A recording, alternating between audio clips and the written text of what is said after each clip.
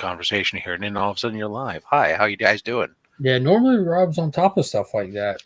I got distracted because the audio cut out on my end because Oh, you didn't hear that? no, I heard it. Okay. I, Does it sound like a good game plan? I think it does. My doesn't goal, hurt the better than goal nothing. is to avoid a monthly payment. Yeah, sure, that So makes that's sense. avoiding a monthly payment plus eradicating a monthly payment. So that's like a 2-for-1, because it gets the HHR off of the insurance. Yeah. Yeah. That's the one thing is I always joke with, like, the car the kids have here is like a 2005 Honda Accord. Yeah. But it has like 30,000 miles on it. That's next to nothing. It is nothing, really. Yeah, I mean, that we 2011 Corolla is under 100,000 still. The HHR's got like 60 on it.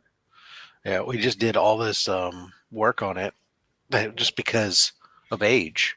We had to have the had a bunch of hoses and Belts things and hoses and yeah, stuff. exactly, redone and stuff. And car runs way better now. Everything's all tip top. And Spidey, will you send it to Czars? I can do that. I joked that the car, it's worth probably pretty decent here, but all I got to do is, if I really want to make some money, I just got to take that car to the Midwest.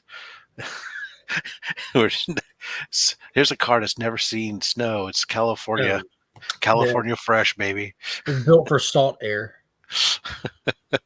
Yeah, cars over there have a rough go at it with like paint jobs too, right? It's from the sun. Is it really? Because I feel like y'all have a pretty, like, if you look, all right, so my work vehicle is one that, like, I'm massively emotionally attached to. It's a 2006 Jeep Liberty. I just can't let it go for nothing. I love it.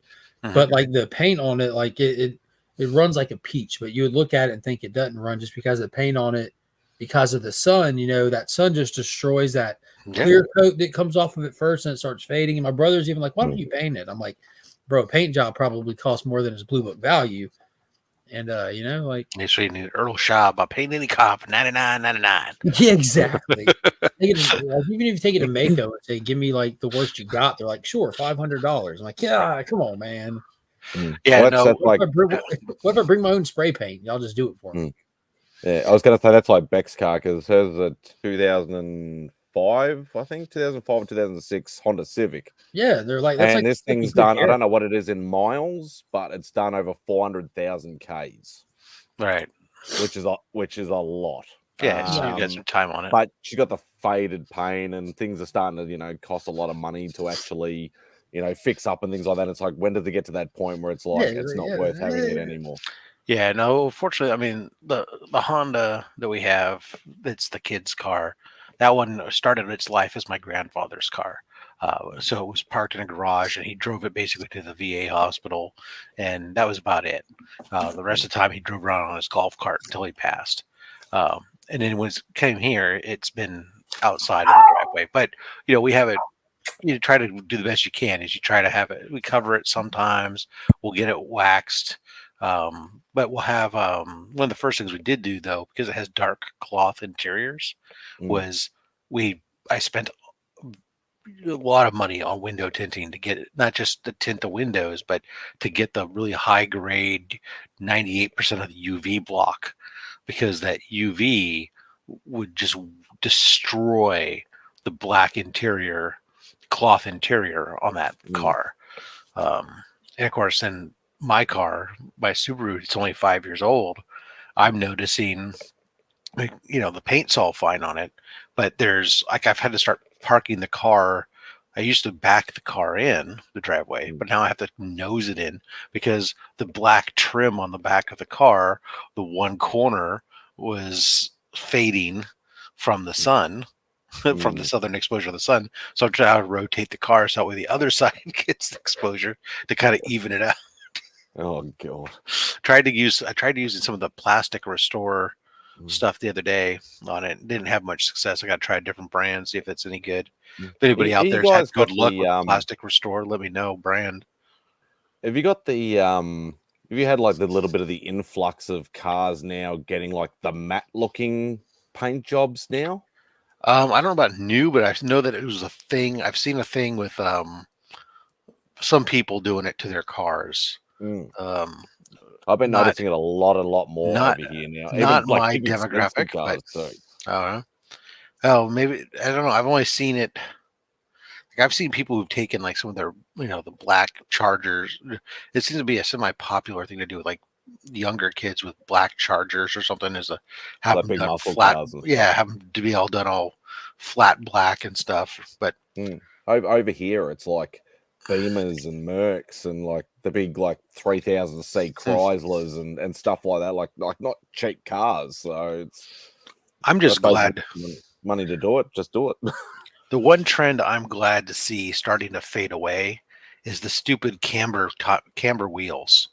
I don't know if you guys ever got it. We used to get all these the little Japanese modders, and they'd freaking camber their wheels at extreme angles, and it just looked so ridiculous. And you Fast knew and the that, Furious influence. and you're just like, oh, that can't turn well. No. If it's not a race car, don't fucking do it. Well, even in a race car, it's not. It's fine. Drift car, yes, but not in a race car. No. Yeah, I don't know. It's stupider stuff. Yeah. Coat of mud will protect the paint from the sun. Over 2 million people wash their cars.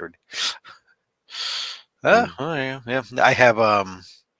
I do have a service that comes once a month and washes the car, but they don't use water, or they have like a squirt bottles and stuff. So it's like water. It's supposed to be waterless or near waterless or something. They use about a cup of water, I guess. Oh, okay. But yeah. All right, let's say hello to everybody while we're here. Comic Vet chimed in yesterday, wanting to make he wanted to be here first, so he wanted to be less gracious. Yeah, he chimed in just before midnight my time.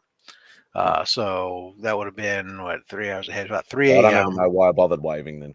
Yeah, 3 a.m. this morning on the east coast, or 2:30 this morning. Chris Comic Vet said, "Good morning, X11 Bravo here." Right just before starting, and he's here right now filling up the chat. How you doing? Thank you very much. Raider Nation shouting out said, "Hey, I've been a member for 12 months, y'all." Good morning, Legion. Let's see here. Durs checking in. Much love to the beautiful legends. Head into work. Have a banger day. I'm sorry that you have to go to work, but at the same time, you got to make that money to buy those comics. KBDM, what's up, everyone? Zars, as we say his name, he shall appear. How you doing, Zars? Good. Yourself, guys? Great. Doing all right. And then let's see. I love the fact that anybody not in the East Coast, which this show is really designed for, only Mark gets here. And well, hi, Mark. He's off doing things around the house. Well, he's got kids to get ready for school. Meanwhile, people where it's really weird hours, we're here. El Green Machine, it's too damn early, he says. Well, we kind of agree. Some of us agree. Some people are saying it's way too late. And that's for me and Sean. Yeah. Jean Malo. Good morning, everybody. Bonjour, Sean. Sorry? I said bonjour. Yeah. He's in Quebec, Canada. That guy, Dale Suspense. The hell? Sledge 75th, a Corolla under 100,000 miles, is brand new.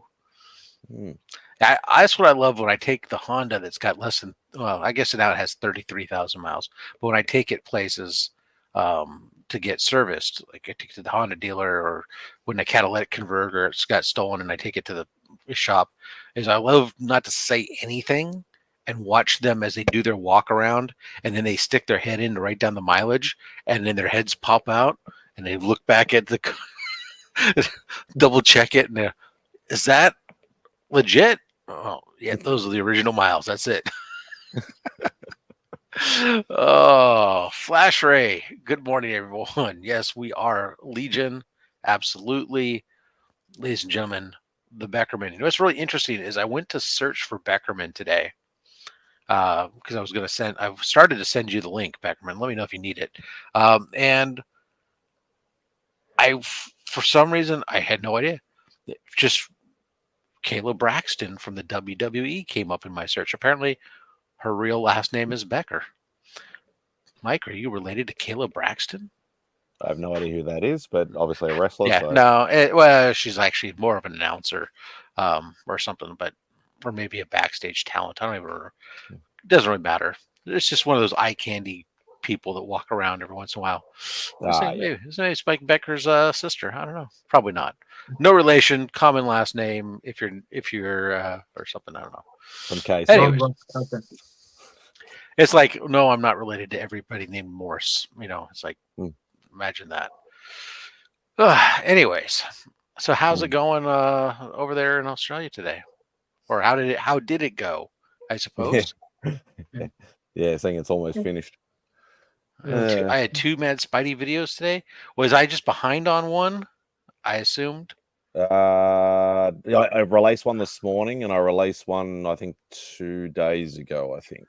Okay, so then I was just getting caught up. Okay. I was trying to catch up too. I think I caught one of yours, and I think I caught 2 of DJ's, and there's a few more that I still have to watch. I've had some weird stuff with my YouTube feed lately, like not seeing people come up, or I'm going and looking for stuff, and I'm going, oh wait, and look at this. There's all kinds of stuff that's come through, and trying to get caught up on stuff. But the thing that still weirds me out is when, like, sometimes you'll get a notification on your phone or whatever. It says, "Oh, we recommend this video." It's recommending me my own videos. Yeah, I had that this week. Both of my releases this week got recommended to me, or I got notifications of them actually, and they weren't like to one of my other accounts. It was to my main account, and but the notification came a day after the release. Mine came half an hour after I did that slab cracking one this morning. I released that at I think it was about 10:30 this morning. About half an hour later, I got a notification saying this is recommended. I'm like, that's my video, you morons. Well, that's cool at least. But I mean, it was really weird. Like both like my Monday mail call, I got notified on Tuesday, and then the that's right. I gotta watch the Hulk video. That's the one I need to watch. And there was something else that then came like late. I don't know. It was really weird. I did actually mention that one time, and I think CJ actually said something about, there is a reason why it does that, but I can't remember what that reason was. How many channels do you have, Spidey? Only one. Only one account as well? Yeah, only one account, one channel, only one email used. That's it. It's really weird. Space says he had recently resubscribed to channels. I've heard about that. That's been happening for years. Like you'd be like, no, I'm sub to this person. It's like, oh no, I'm not. I think if you don't watch something for like 12 months or 18 months or something of that channel, I think sometimes you lose the subscription. I don't know. All I know is that like I've been watching my own subscriber count for the past month. It's going up 2, down 3, up 2. Yeah, mine's doing that like always. Mine had a craziest month ever last month, and I was talking to a couple other buddies on here about it, where mine dropped 10 subscribers in front of my eyes, just like on a refresh, just randomly. Oh wow! I didn't upload or nothing. It just dropped 10. I'm like, what the heck? And then for like the next 3 weeks, I couldn't get it to go up 3. It was so weird. My monthly subscriber intake dropped down to like 20 something subscribers. Like, what the hell? Normally it's rocking between like 60 to 100 a month. I'm like, that's so weird. It's currently back up to 77 when I looked last night, but it started going back up again. It was so weird. Yeah, probably. It was doing that like you're talking about. It would go up 2, but then down 3 kind of thing. Yeah. Mine does that all the time. Like I've just trying to get to like the 530s just to try and get out of the 520s because I've been there for like 2-3 months. And then I finally hit that, and then I went back down again, and now it's gone back up again. So we'll see if it stays there and evens out. Yeah, it takes a while. Mm. So after the last shout out, I jumped up over 160. Nice. So I've been stuck at like 163, 166 for like 6 months, and now I'm in the 170s. So beautiful. Start prepping some stuff and try and do a push for 200. Get a giveaway ready. What are you You giving said away? What out of the case behind you are you giving away? nothing out of the case, out of the boxes maybe. So You're not giving I away have that a bloody Sentinel or whatever, are you? no, No. not unless I'm getting an X-Men for it. You still ain't Oh, got yeah. that yet, dude. That was last like week to a you. week ago. I live in Australia, not in America. Oh, so it's shipping your way. I got you. I wish it was that easy. Justin's just holding out on his price. He's been a tight ass. We'll just have to Hmm. get onto him when he pops up later. Did you do any looking and figure out what kind of price range you're looking at, or what happened with the Heritage one that you were It hawking? ended up going for just over 4.2. And that was around the same grade, wasn't it? Or was that, No, was the that higher? 2.0, but with all the fees and stuff, it ended up being about 5.3, I think it So their is. fees are astronomical. Yeah. Once you add the 20% and all of that crap. We'll just say that it went for 4.2, so Justin can come down below that and get down to like 4, maybe a bit under 4. Well, wasn't the one on Heritage a grade higher? It was Yeah, a it's 2.0. 2.0. See, well, I tried. I opened up yesterday. I had that $110 mystery box that I could have watched could have that had one. an X-Men one in it. It didn't, but And it's the thought that counts, from what I've been right. told. Yeah. How many boxes in total? Did they say how many boxes in total? No, Was, I'm sure there were probably hundreds. It was an Yeah. X-Men 1, 2, 3, 4, 5, 6, 7, 8, and 9, all in the boxes. I think there was like one of them was signed by Stan Lee. All of them were, from 1.0 to 3.0. With the X-Men 9, I think actually might have been a 4.0, but it was a PGX slab. But it's more of it was like, So hey, what you know you're what? saying is one of them had a chance that they weren't tampered with. Exactly. It's weird when you have to give PGX that credit, you know? Right. But it was more of like a, who knows? It was worth it was a shot in the dark. At least it wasn't like a raffle where I could put that much money in and got zero for it. At least I got some comic books out of it. Yeah. There were some nice covers in there though. Like I know, like a lot That of it was Sabretooth cover was insane. that was That's Not a for- Scott. very nice. That was a Scott Williams. I didn't even know he did it. He did a. He'll do an occasional cover on his own, Oh but my not god, many. it was crazy. But, Oh, that's what I'm hoping with Nick's boxes, just to get Oh. some unique books that we won't Nick- see here Nick- too often. Nick has always delivered. Nick Overvalue. does great boxes. I've never Yeah. bought one, but I know I've watched everybody's videos. He always does great Yeah. boxes, always way over value. Y'all see that new Miko Wolverine Sabretooth there? No, I did not see that. It looks like a legitimate Marvel Masterworks card. Like it's Masterpiece, yeah. yeah. Like the old Joe Jusko ones.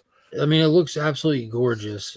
The Mm. art style obviously fits, but just like the dynamic like mashup of the legendary battles, like that's next level. Yeah, Mako's got some crazy. Like I remember the time that I actually met him here was 2014, 2015, and I was flicking through his album, and he had quite a few covers and stuff in there, and just to see that stuff in person is just absolutely phenomenal. The amount of detail he does. Yes, space case cards. Check around with various people. I mean, I know like Mark uses Justin's, and I've used Rogue Trader, and I've used I'm a chiropractor, and Yeah, there's a lot. there's a link to Justin is in the description to all my videos on Instagram. Then there's Dustin, the comic book chiropractor, like he said, that I've used both of them and happy with both of them. And then he has the Rogue Trader, who I have not used, but he's a paper guy. Yeah, his background is in document preservation, so he's good when you got like some really crazy stuff, and he's working on a really low grade ASM that I've had that it cracked that was really dirty and stuff, and he's very carefully doing like clay overlays and all Did he kinds use of other stuff Did on he it. use a blowtorch? That's got to be Nick.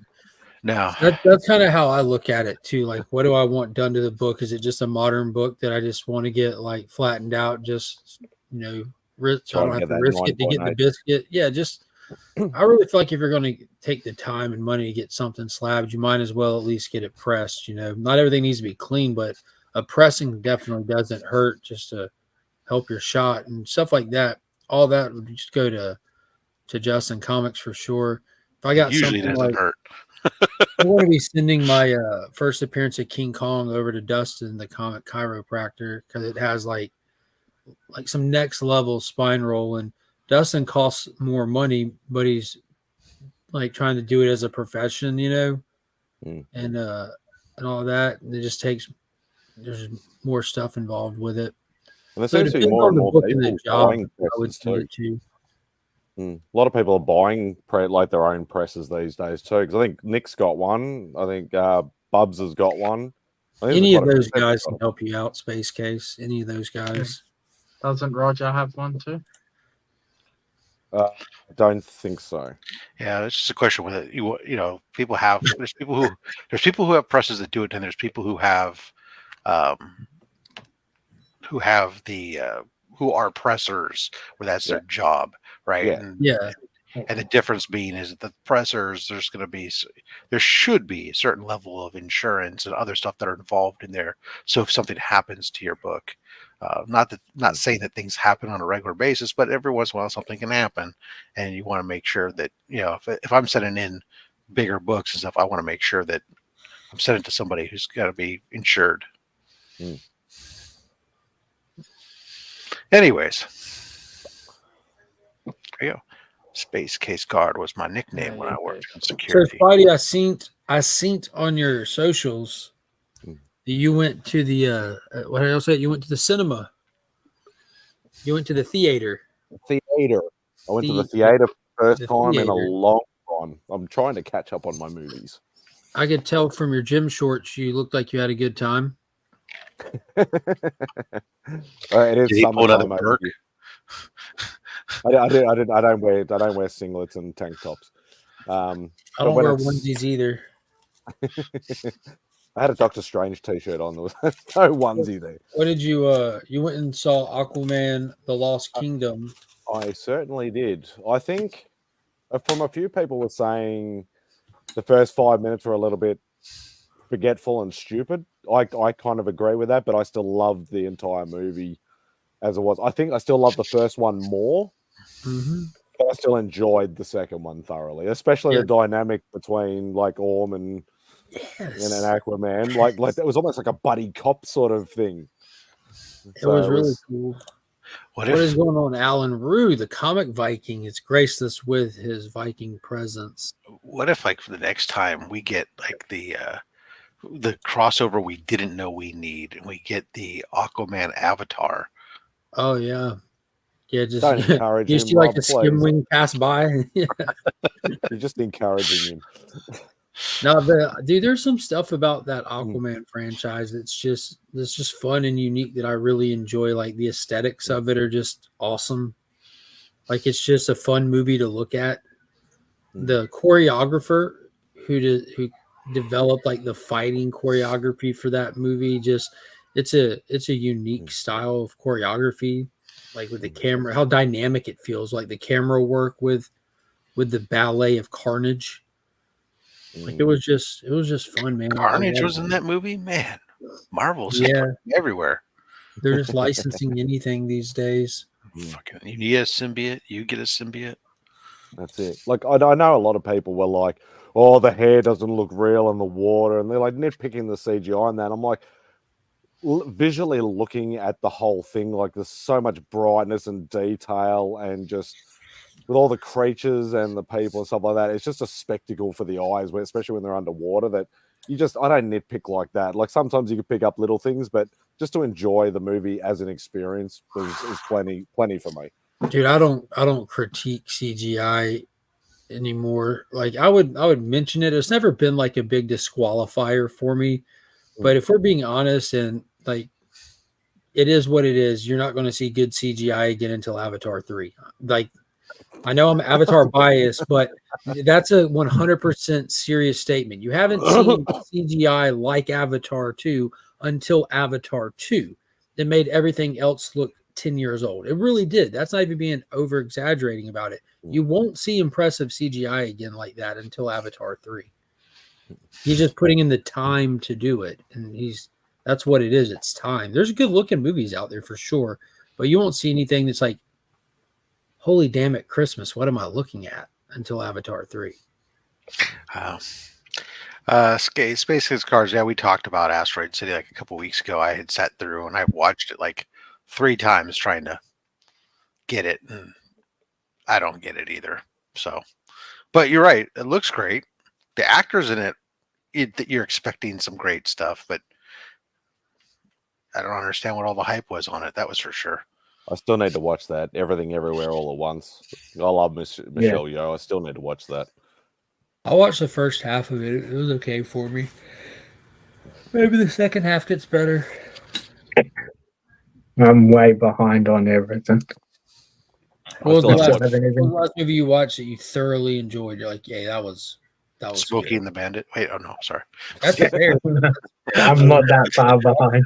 Well, no, I just watched that again the other day. It's like one of my go-to movies. Like when I'm like, I want to sit down and it's like I don't feel like watching anything yet. I just want to watch a dumb movie that entertains me that I'm gonna enjoy. It's Smokey and the Bandit is a very common one to come up on my playlist for that because it's a nice like 96-minute run time. It's not, I don't have to sit there for like 2.5 hours, and it's just, I don't have to think much about it. It's just good. It's fun. Yeah. And well, like Mark and I have talked about this quite a few times. I can think of Mark because everybody keep talking about Georgia.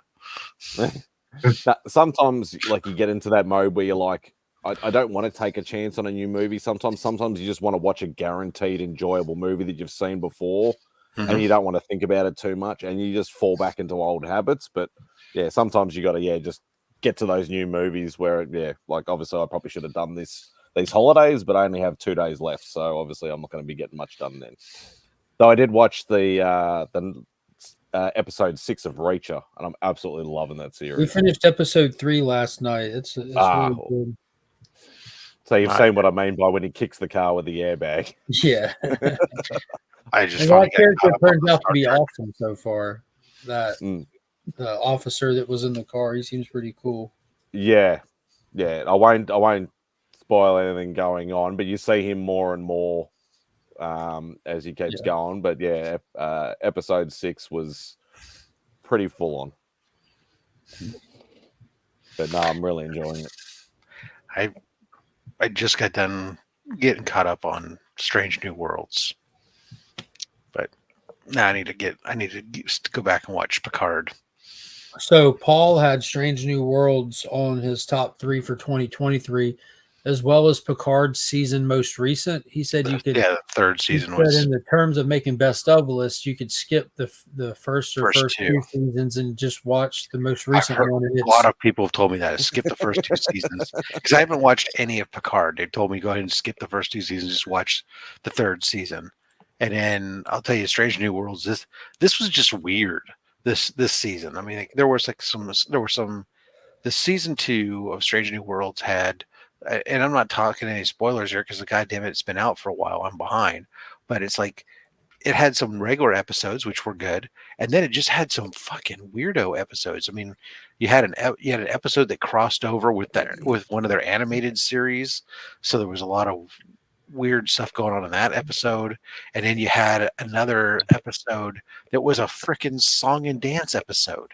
No, I mean, it's like that was just an oddity. I mean, like, beyond oddities.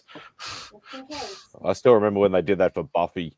I know we're going back quite a long time ago, but I remember when they did that for Buffy, and I was like, "You got to be kidding me!" But it was a kind of fun episode, I suppose. But it seems like every show is getting a song and dance episode these days.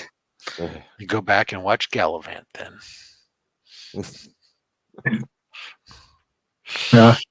I watched a Netflix show called Country Fire. Fire Country, sorry. Not Oh, Country Fire. yeah, Fire Which, Country. I think it's a network show here. yeah, found it pretty interesting. It's something different than what we normally get down here. Stop talking about Star Trek because AR's getting all horny. Oh yeah, the K-pop Klingons. Yeah, the Klingons break out into a song, and it's just what the. Oh, God. It's bizarre, and I always, it's like I like that they're, that they're kind of tie a lot of stuff into the classic timeline instead of the Kelvin timeline, but at the same time, it's really weird. I mean, I don't mind, that the ship's got different type of um, displays and stuff, obviously, because aesthetics change, what you could do, what you think is futuristic, all that stuff.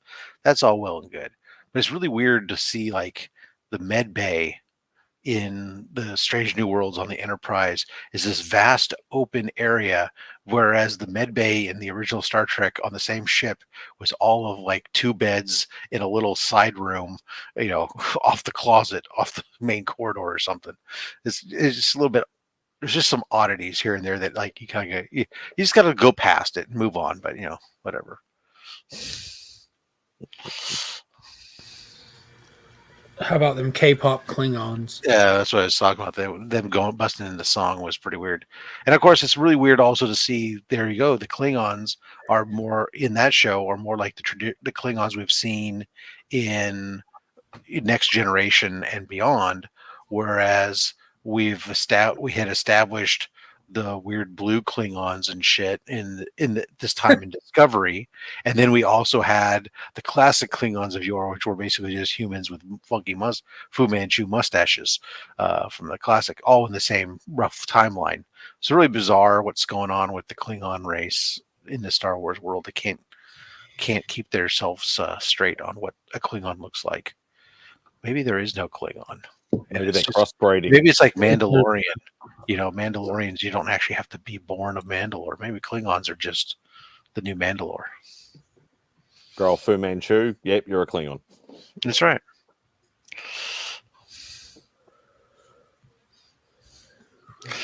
Yeah, I know. The console refit, yeah. Yeah, you've got AR started now. Well, so yeah, Nurse Chapel, actually in the original series, there was always hinted, actually, there are some episodes where there's some hint of some affinity for Spock. So it only makes sense. It's only fair for them to, if they want to, in this kind of explore a little bit of that and kind of like lay the groundworks of where that was. And now they've kind of looks like they've already, in this season also broken that up and said, okay, well, they've moved on. Well, so Spock's going to go back to being unemotional. But are tribbles cannibalistic like chickens? I don't know. I remember that they eat like a lot, but I don't know that they eat meat, or it was the grain and stuff, right?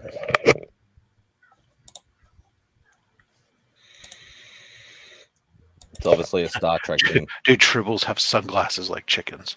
I didn't know that chickens had sunglasses, but I could see a tribble with sunglasses be like little cousin-its from Addams Family. Yeah. Good morning, Scott. It's French Friday. What is So that? when you said the Kelvin verse, is that the J.J. Abrams movie stuff? Yeah.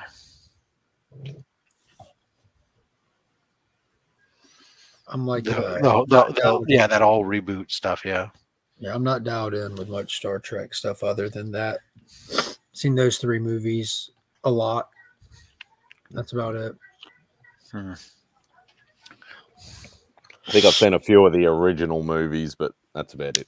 I would say, to be honest, of Strange New Worlds, the one thing that probably drives me crazy the most is, well, it's entertaining at times to see the things that they're doing with Lieutenant Kirk. It also is really weird to have Kirk pop it in from another starship onto the Enterprise as often as he is. It's pretty bizarre. But anyways. I'm lucky I've never seen one episode. What? I've never seen one episode, one movie, one anything of Star Trek.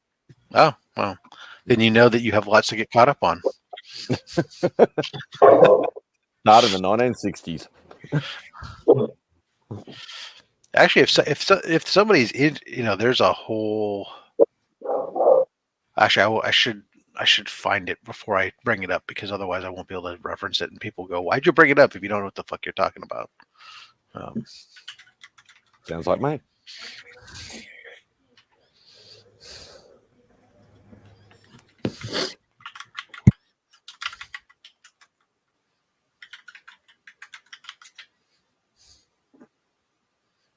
All right, so if somebody's like a fan of the original Star Trek, there is on YouTube. It was kind of a fan funded, but where they painstakingly recreated original, down to meticulous detail, original sets, costumes, props, everything, and made like 8 or so episodes of it on it's called Star Trek Continues, and they got legit real actors, and so they take on a lot of the mannerisms and try to basically what they try, and the way the whole thing is shot and everything is done in the style of the original Trek. So the um, how it comes across, aside from the fact that the actors don't look like exactly like the original actors, obviously, they're it's very much original Trek, and they take some of the episodes that had been done before, and they kind of like go off of them, and like revisit some of those ideas, or they revisit the mirror universe in one, where they basically can kind of do a whole episode where it's like continues after the original mirror and what happens after. And so there's a lot of really interesting stuff that they do. They have James Doohan's kid took over to play Montgomery Scott on the show. Lou Ferrigno shows up at one point in that show as a Orion slaver. Anyways, interesting show. If you're a fan of the original Trek, and you haven't seen Star Trek Continues, I highly recommend checking it out.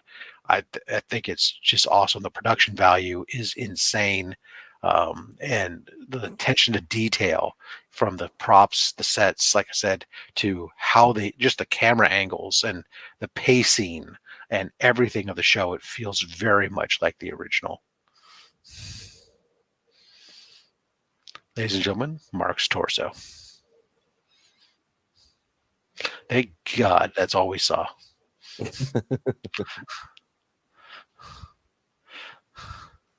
I had to send the kids to brush their teeth. Yeah, I'm watching the time here.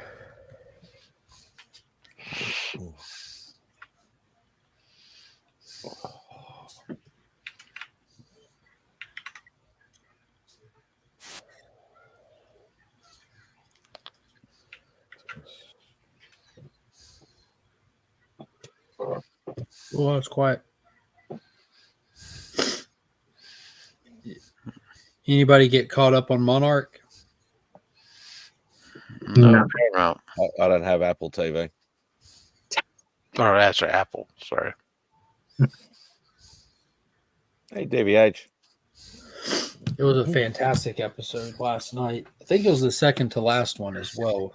It was really good. The past 2 episodes have been fantastic. Have you guys had more than 4 episodes pop up of Invincible?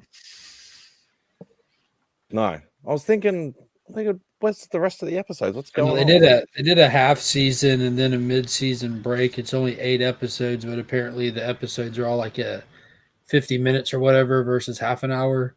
Mm. But yeah, I watched the first episode and I'm like, I'm good. It's not bad. I just don't. I'm not enjoying it as much as the first season. Yeah. I thought the first season was good. Like it was, for me, it was one of those shows like I'd watch and talk about it with people. I'm like, yeah, it's good. But you wouldn't ever hear me like, outside of YouTube talking to people. Hey, did you see that Invincible show? You got to watch it. Mm. It's just it's good. I liked it probably because I didn't know. I knew next to nothing about the Invincible world. Yeah, So, I really like just the little learning about twist with his dad being a bad guy, and the big fight at the end was great. Other than that, I really didn't care. That's me. I know a lot of people have high praise for it, and I get it. It's not a show I really got into. I watched the first 2 episodes and just didn't keep going. What are some of your go-tos, like that you look forward to next season's coming out or really enjoyed in recent times? I've been turned off like superhero stuff lately, so I've been watching like weirder shows. So like All American. So it's a football and NFL about some kids in being MacGyver, as bad as it is, and MacGyver. that's Who? been Oh, it was Remy that was railing against that. Like he was Yeah. offended by it. He's offended by how bad it is. Walker. It's not the original. No. Yeah. No, Yeah. Of course, no. my recollection of the original probably is from my original viewings of it back in the 80s, and if I were to sit down and watch them today, I wouldn't think it was all that great. So I have all the original MacGyvers on DVD. It's just something different. Like I recently just watched Brooklyn Nine-Nine. Really good. Oh, yeah. that Great show's show. really good. Like I had never watched it, and I binged all of it. Peralta. Yeah. I just gotta say, I gotta chime in here, Gene. Deep Space Nine was only good once Hawk took over as captain. The early, and if you don't know what I'm talking about, go look at the actor who's Cisco's actor when he shaves his head and grows a goatee, which was the style of Hawk from his show he was with in the 70s. That's when it got good. When he had hair, no goatee, show no good. Sorry, Zars. That's all right. And that's pretty much TV shows. And I've been watching old school movies. So Yeah, he looks like two different people completely almost, Rob. Yeah, exactly. He looks very nice with hair and no goatee, and then without hair and a goatee, he looks tough. Yeah, he became a badass. That's all you had to do. Become a badass. Shave your head, grow a goatee. There's hope for you yet there, Mad Spidey. Shave your head. Zars knows what I'm talking about. He's a badass. Yeah. You can always blowtorch your hair. You don't hold it in one spot for long. You just kind of go over it. Mark's kids are youngs right now, so he's trying to be a social dad. But once his daughter gets to become a teenager, he's going to shave his head. He's going to become a badass. Because How old is 16? Well, Yeah, your you need youngest. to Talk about your youngest. Yeah. Oh, I was just going to go ahead and commit to shaving it early. I don't think I could shave my head. Like I enjoy hair. I'm halfway in between. I was about to say I'm the only one on here with hair, aren't I? Spidey has hair. Spidey has hat. I have hat. There's something under there, but it's not as much as Mark, and it's not as little Spencer as the for other Hire. two. Thank you. That's the name of the show that he was on. Thank you. Blowtorch. Well, you know all about that, don't you, there, Spidey? That's right. No, he got set alight when filming a Pepsi commercial. Yeah, but it was fireworks and stuff. Fireworks, But you've got a blowtorch. But I think it's a reference to your blowtorch. Hmm. But if you don't know what we're talking about, Mad Spidey decided to crack another slab the other day and used the most unlikely of tools, a blowtorch, to do it because Wouldn't the blowtorch have been at the other end of the spectrum? All those tools in the background, there was a few more you could have used before a blowtorch. The easiest way to crack a slab, though, doesn't require any tools. Yeah, I know. Other than a table. I sent him the video to get him to where test you it. line it up on the thing and you just like whack it. And It works marvelously. but I'm doing it for fun. I It's get it. content. I get it. I totally get it. You're trying different things, experiment, and it's fun it's video content. That's fine. Hmm. That's why I said it's not the easiest way to do it, but it's entertaining, And I will be I'll be once I eventually get around to doing the bigger books that I still have in slabs, that will be done a Wow. little bit more carefully. This is, of course, to the tune of my milkshake. So my bat lift kills all threats to Picard. He says, better than you are. Damn right, I'm better than you. Oh God. Oh, God. Yes. I think when I'm doing my Tomb of Dracula 10, I think I'll be a little bit more careful. So that's the one you should try on the table and see if it pops out. Yeah. Nice and easy. Either that or my Hog 5. One of those two will be those two will be the most careful ones done.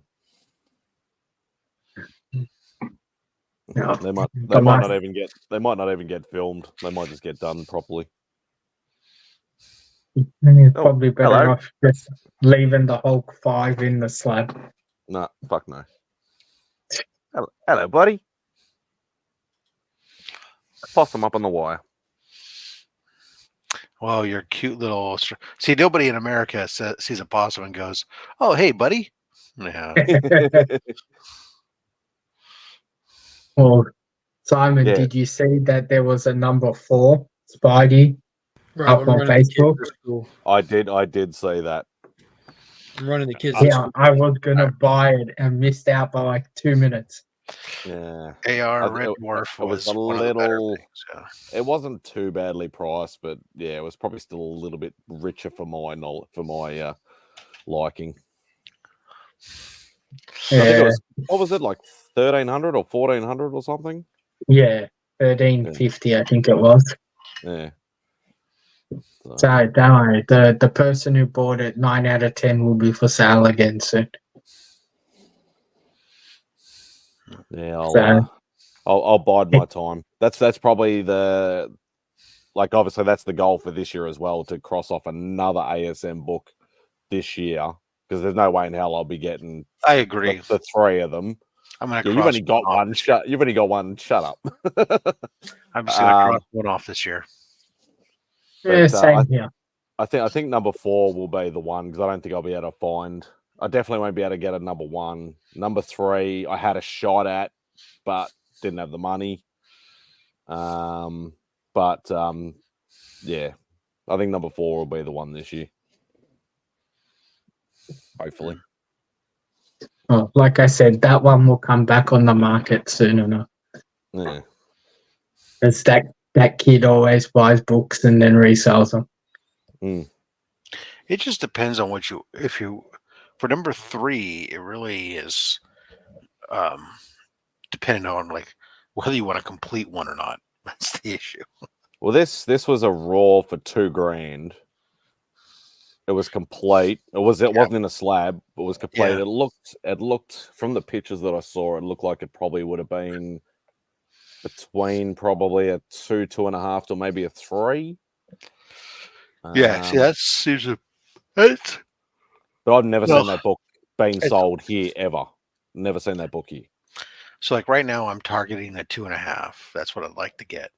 2.5. And I targeting, ideally I'd like to get it based on what they're actually selling for, not what people are asking for. I'd like to be able to get it somewhere between 1,200 to 1,500. Okay. But so realistically, that raw price, if it was about that grade, is actually a decent price. Then, if you're working on conversion, yeah, it's not out of the realm of things, especially it being complete. That's the issue with them. There's so many of those low grade ones that are just like incomplete, and like there was one that was available for recently on IG for $675 for a 0.5. The guy had dropped the price down from 1,000. I think I actually saw that. I think. Yeah, but it was missing. Not only was it missing page 12, was missing part of page 14, and it was just kind of like, I could do it just to say I have it done, but it's going to make me. It's not what I I'm want. gonna be like, it's not good. Yeah, I can't do the incomplete stuff. Yeah, especially since you're just gonna crack the fucker. Yeah. Otherwise, let's see. Brian's asking what else what are you looking for this year? I don't have. Fortunately, this computer that I'm on is my work computer, so I don't have the my list. But off the top of my head, I know. Oh, I can at least look at what's on my watch list on Shortboxed. I know the other one that I'm definitely, besides the Spidey book, the other one I definitely want to attempt to get, or lucky enough to get, will be a Spotlight 5. Yeah, well, Because that's one of price my is coming down some on that. Yeah, but it's a matter of getting one over here at a reasonable price. Well, depends what you consider reasonable. But I mean, I saw a 5.0 for the other day for like 800 and something bucks US. Then obviously, yeah, if I'm going to be able to get one, is the right price for me, and if they'll do a payment plan, because I'm never going to have the money to be able to pay for it up front. Right. For this year, for me, I've got some more Captain Americas I'm looking to fill my run because I've decided I want like about the first 25 issues, and I want them high grade. So from 100 to like 120, yeah, 125. Exactly. And so I'm looking for the most part at 8.0 and higher. Most of them like 8.0 to 9.2 range. And so I have a good chunk. I'll need to go back at some point and reacquire a 101 at that higher grade just to finish and then make my 6.0 available. But everything else I have is all in that realm. So I'm going to be looking at those. I'm thinking of picking up a Marvel Premiere #1 at some point. Just keep watching. Oh, the Adam Warlock book. Yeah. Yeah, I actually picked one of those up earlier this year. I'm keeping my eye on Brave and the Bold 28. Like a few guys. Yeah, I don't have one of those yet. I have the 29, but not the 28. And so if I can find as prices keep coming down on some of these books, if that one is one of those ones that suffers, I'll be looking at that. A Batman 234, which is first Silver Age Two-Face. I think he's the last of the major rogues that I don't have the first Silver Age appearance of. I've been noticing a lot of the first Silver Age Batman rogues galleries popping up on IG a lot lately. I keep seeing Mr. Freeze all the time. I keep seeing my God. Well, Mr. Freeze's first appearance when he's Mr. Zero or something, that's a super expensive book.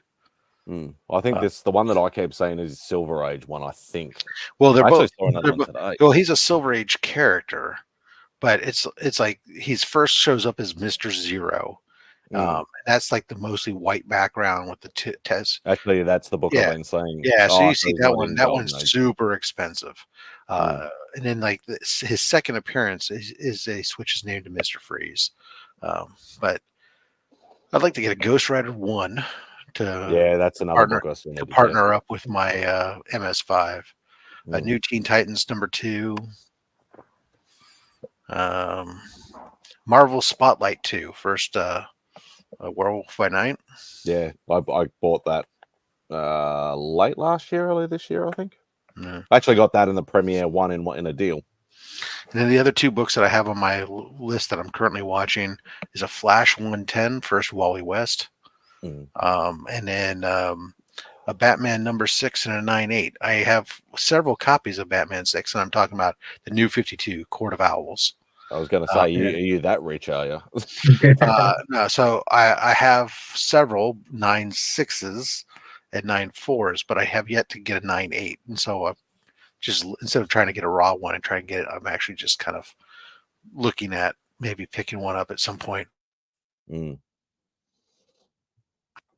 I've noticed a few people that have been sort of more Marvel-centric have decided to flip over to the dark side and get a little bit, go a lot more DC heavy. Can you hear me now? I can hear. Yeah. All right, Yeah. sorry, my mic cut out for a second. Oh, I thought you Um, self muted it. No. I was about to say, like, I have a whole bunch of stuff here, but I don't want to actually say what it is I've picked up because that'll spoil future videos, huh? But there's been a few, like I've noticed, like obviously, well, you've gone both sides of the coin anyway. But I noticed DJ's starting to go a bit more DC now. A few other guys as well have been more Marvel centric, starting to pick up some DC keys as well. And Well, I think there's two folds to that, right? So first of all, I think Marvel, a lot of us have already picked up a lot of, several of us, anyways, have picked up a lot of the Marvels, and so DC is kind of an open realm for us. We haven't been there as much. Also, DC provides, more opportunity from a price perspective because Marvel's been the hot selling one, and it's where everyone's looking at all those properties necessarily. But the part of that is also, I think, as I think about it, right, when you look at DC keys, DC's the older company, really, by name in those characters, right? So when you're talking about it, you're either talking about first appearances of, if you're collecting keys, they're like a lot of, this is the first Silver Age appearance of this first. So they're not the actual first appearance, and they're not as expensive as the original first experience, right? So I mean, there are other true first appearances there, don't get me wrong, but it's nothing like Marvel, where Marvel was starting their entire catalog in the Silver Age. So the number of Silver Age mega keys that are Marvel compared to the DC ones, in my opinion, it just seems that they're more prevalent on your mind. It may not be the reality. It's just more prevalent on your mind. So, but I am going through, and I want to start picking up some more DC ones, be more well-rounded. So I'm looking at some of those. Also, I've been going through the list of Bronze Age stuff and going, hey, well, let's, Bronze Age is coming up on 50 years old. Start grabbing some of those. Well, some of those are still very reasonable. Yeah. I mean, there are obviously some really big boy books in the Bronze Age, but there's still a lot of them where you can get a mid to upper or lower high grade books for only a couple $100 still too. So yeah, and realistically, like as you said, like Bronze Age, it's getting up there now, and it's like if the market sort of is gonna, like, obviously we're seeing a bit of a decline and an even out now, and and all that sort of stuff. So if it does decide, okay, well, let's look at the age wise, bronze is now becoming a lot older. Will it go on the up again? So your 181s and your Marvel Spotlight 5s and all those sort of books, are they going to do a steep climb again? But we never know with the market. I just want the market to go down so I can try and get some of these books before they go up again. See, Brian says he's working on old Marvel, Star Wars, and Thundercats. Very cool. Yeah. I got Thundercats #1s, both a newsstand and a direct copy that are in at CGC right now. Let's see. Yeah, but not enough for me, Mark. I don't. There's different ways to collect. Some people do that. They buy collections a dig. Some people buy individual books. Some people just only collect subscriptions. There's no wrong way. Definitely buying collection, but I mean, buying collections is definitely a way that you can get some books, and you have some crazy books that people have stashed away in them, and after you recoup some of your costs, you can be in for next to nothing. But it's a different amount of work that it requires. Obviously, cash to outload out front on the front end, depending on the size of the collection and the work that goes through to go through them and pull what you want, and assuming that you sell then the other stuff after the fact. It's just a different level of work, but some people really enjoy that, and that's all that matters. Yeah. And unfortunately that, like, I know Sean and I have talked about this quite a bit.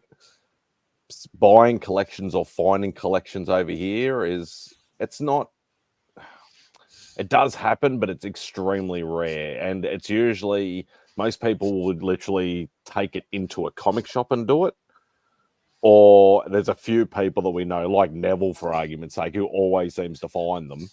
That You gotta be but quick. it's not like, oh, I bought a collection, oh, I bought another collection, oh, I bought another collection. It just doesn't happen over here. To get collections of comics here, you have to be really quick because the guys who are doing comics all the time just jump on them seconds after they're listed. So yeah, I don't. For me, it's not for me because I wouldn't want to take in so many books. Yeah, I mean, it would have to be somebody who, for I might pick up somebody had like a couple boxes maybe, but even still, it's like I'm going to end up with so much stuff that I got to find a way to get rid of because I'm not going to want to keep it all. That's me. Yeah. And I don't have the patience to go through, get moving. That's why I have a giveaway crazy giveaways on some of those books I give away because I don't have the patience to even deal with a $20 book on eBay, which I probably should. It would make my collecting easier. Oh, especially given the amount of stuff I purchased for this show. Yeah. I buy collections of pops and toys that I use for my business, and it's a lot of effort. You just and the one I was lucky that the one collection I did buy, he sent me pictures of everything, and it was only a small collection. It was only about 40 books, and I nitpicked what I actually wanted. So I sort of bought a collection, sort of didn't. I was just like, send me pictures of everything, and I'll just pick all the ones that I want. And then we just, struck a deal that way. So, X11 Bravo, you made me take a look. The copy I have that's on the wall up above where anybody can see in the Golden Age collection, it's 1945. Sorry, it's not pre-World War II. My plan is to open a brick and mortar collection. Okay, yeah, that's true. No, if that's your goal, then absolutely that's buying a collection is definitely the way to go because you're going to need to have. I mean, the back stock. So either you're buying up a store and taking over a store, or you need to have a lot of stuff to go from get go. Proper job. Good luck. Yeah, I'll pull it down and I'll show you. This is. I bought this raw. I wanted to have a copy. My Golden Age collection consists of, for the most part, just like samples. It's kind of like the sampler plate. So I have a sample of different books that came out. Charcuterie. Yeah. So this came out in August 1945. And this is the Shadow in a 6.5 with off-white to white pages. I just liked dealing with. We had the Shadow, we had a damsel in distress, we had a tentacle monster. So that was my. I dig that. And then a package of cookies made by Baby Ruth, baby. Yeah. All right, back to that. Well, I'll just put this off to the side for right now. Let's see there. Crime doesn't pay. That's right. This made your year 5 days in, huh? That was just one of those books. I think I paid. I know I paid less than $100 for that book raw. And I knew I was expecting like a 4.5 when I bought it, but that's one of those books I sent off the Rogue Trader. Did a phenomenal job on it, but it's got a little bit of a miscut on the book. This was originally Cellar Book Sales, Court Cigar Store. There's a rubber stamp on the back of it. So there's a cigar store that sold it in on Oneida Street in Wisconsin. I can't read what city in Wisconsin. Unfortunately, the stamp is goes over something else. But so this book was originally sold in out of a cigar shop in Wisconsin, or at least it was at some point. Did they get the cheese off it before they encased it? More importantly, to get the cigar scent out of it. It adds value. Yeah. That's what Biggie reckons, anyway. Well, there you are. Gotta go. All right. Well, take it easy there, DVH. We'll miss you. Have a good one. Bye, buddy. Let's see. That's Not 9:51. still early there, but may have to actually do real work. Is trimmed on a book a big thing there in What's the that? States? Having Trimming. books trimmed. That was something you have to watch for. So it was Golden Age books. It's more common, but Silver Age books will have it too sometimes. Just books that, people will have done that to try to clean up the edges on a book after it's been handled a lot. But it's one of those things that'll ding you. You got to watch for. It's one of the basically all you can do if you're in person, great. You can there's other things you can look for on it and stuff, and especially. But when you're buying them online, you basically have to kind of look at the wrap and kind of try to make a best you can do is Open pray. Yeah. Fortunately, knock on wood, I bought a lot of. I've only had one book that I've ever bought that wasn't of Golden Age books and stuff that I've ever bought raw. It came back when I sent it in for grading. When it came back refurbished with some slight color touch. Everything else, the only other book that had any notation I already knew about. It came back as a conserved grade, but I already knew that it had some tapes or some tear seals done to the book. And so that's fine. It didn't get a restored grade. It got a conserved grade because that's just preventing future damage, no adding of stuff trying to cover up the damage. It's just arresting the damage. So that was fine. I was fine with that because that's my 1941 Buck Rogers book. But the actually, funny enough, Mad Spidey, my I got 3 Australian Buck Rogers books. 2 of them I've sent in for grading. One of them came back that 9.6, and then the other one is the restored one that had some color touch on it. Damn, they picked it up.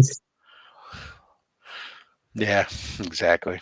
But it's kind of weird to have color touch on a book that's 99% of it's black and white. The cover's only 3 colors. What color did they touch up? The white or the black? I'm not even sure. They probably got a Posca and just put a couple of dots on it to blot out some of the white that's come through from the black and white. You got to remember, the white is just the absence of ink. It's just negative. Just the page. Yeah. So it's basically like black, red, and green or something. It's like what they. It's like there's like 3 or 4 colors is all it is on the book. Well, it's usually black for space, red because of the outfits and stuff, and then whatever other color. Well, it's like probably the just like your inkjet printer. There's the cayenne, magenta, and yellow or whatever. Yeah. Right. Anyways, that's the that book. Still, I'm fine with it. It's like. It's still 1950 Buck Rogers book, whatever, minor color touch. The 9.6 one's the one that's the crazy book that. Yeah, I remember you showing me that, and I'm just like, that it looked like a really clean book, but I'm like 9.6 for that age of book. It does, in my mind, it's not a 9.6 when I look at it. I think it's overgraded but Was that a CBCS or was that a CGC? it's a CBCS. Mm. But no, it's CGC because it's magazine size. Yes. And CBCS didn't have that. So it was CGC. But it's golden age, so they tend to Be a tiny bit more lenient. There's a little bit of that, yeah, Mm. exactly. There's a little bit of it gets judged on based on those standards, so I guess that helps it. But still, in my mind, I mean, don't get me wrong, I think it's a 9.294 in my mind, but so semantics. I'm not a professional grader. They are, so obviously I'm wrong, right?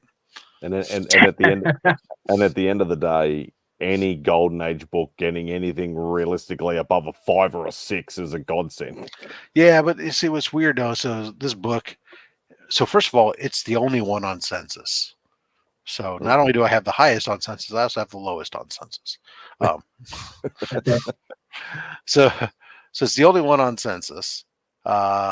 These Australian Buck Rogers books from the 1950s are really tough to get value on because there's not a ton of them, everything else. And also what happens is there's no publication year on the book itself.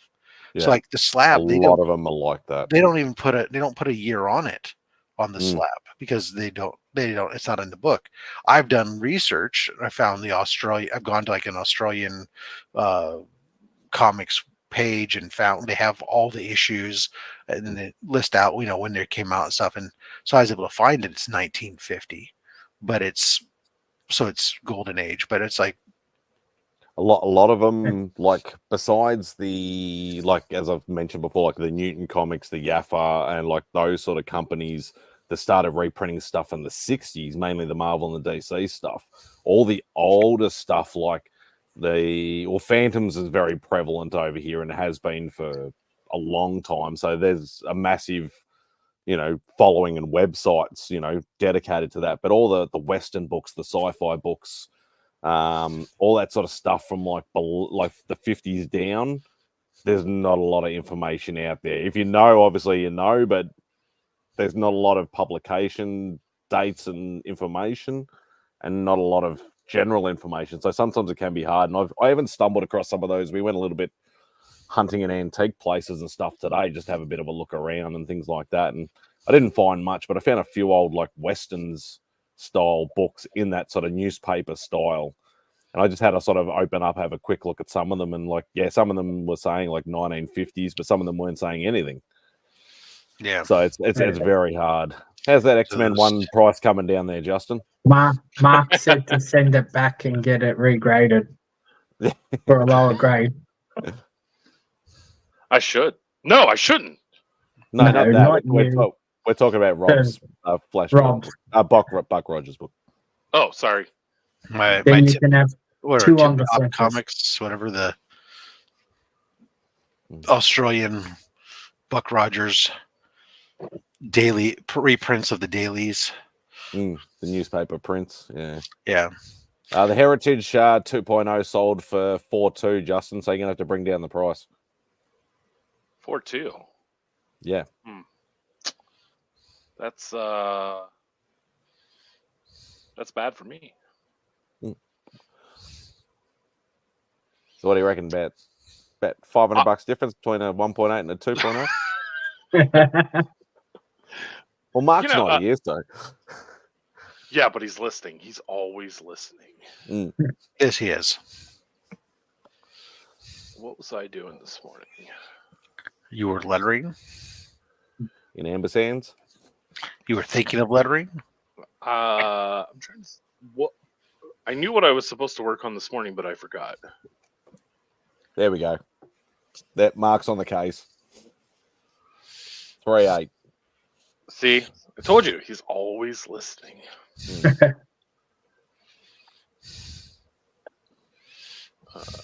He's sitting in the car at Monkey School. There we go. Yes. So, what are you up to this morning, there, JB? I have to do revisions on a book called Death Stalker from Vault. It's the one that Slash wrote or helped write. Oh,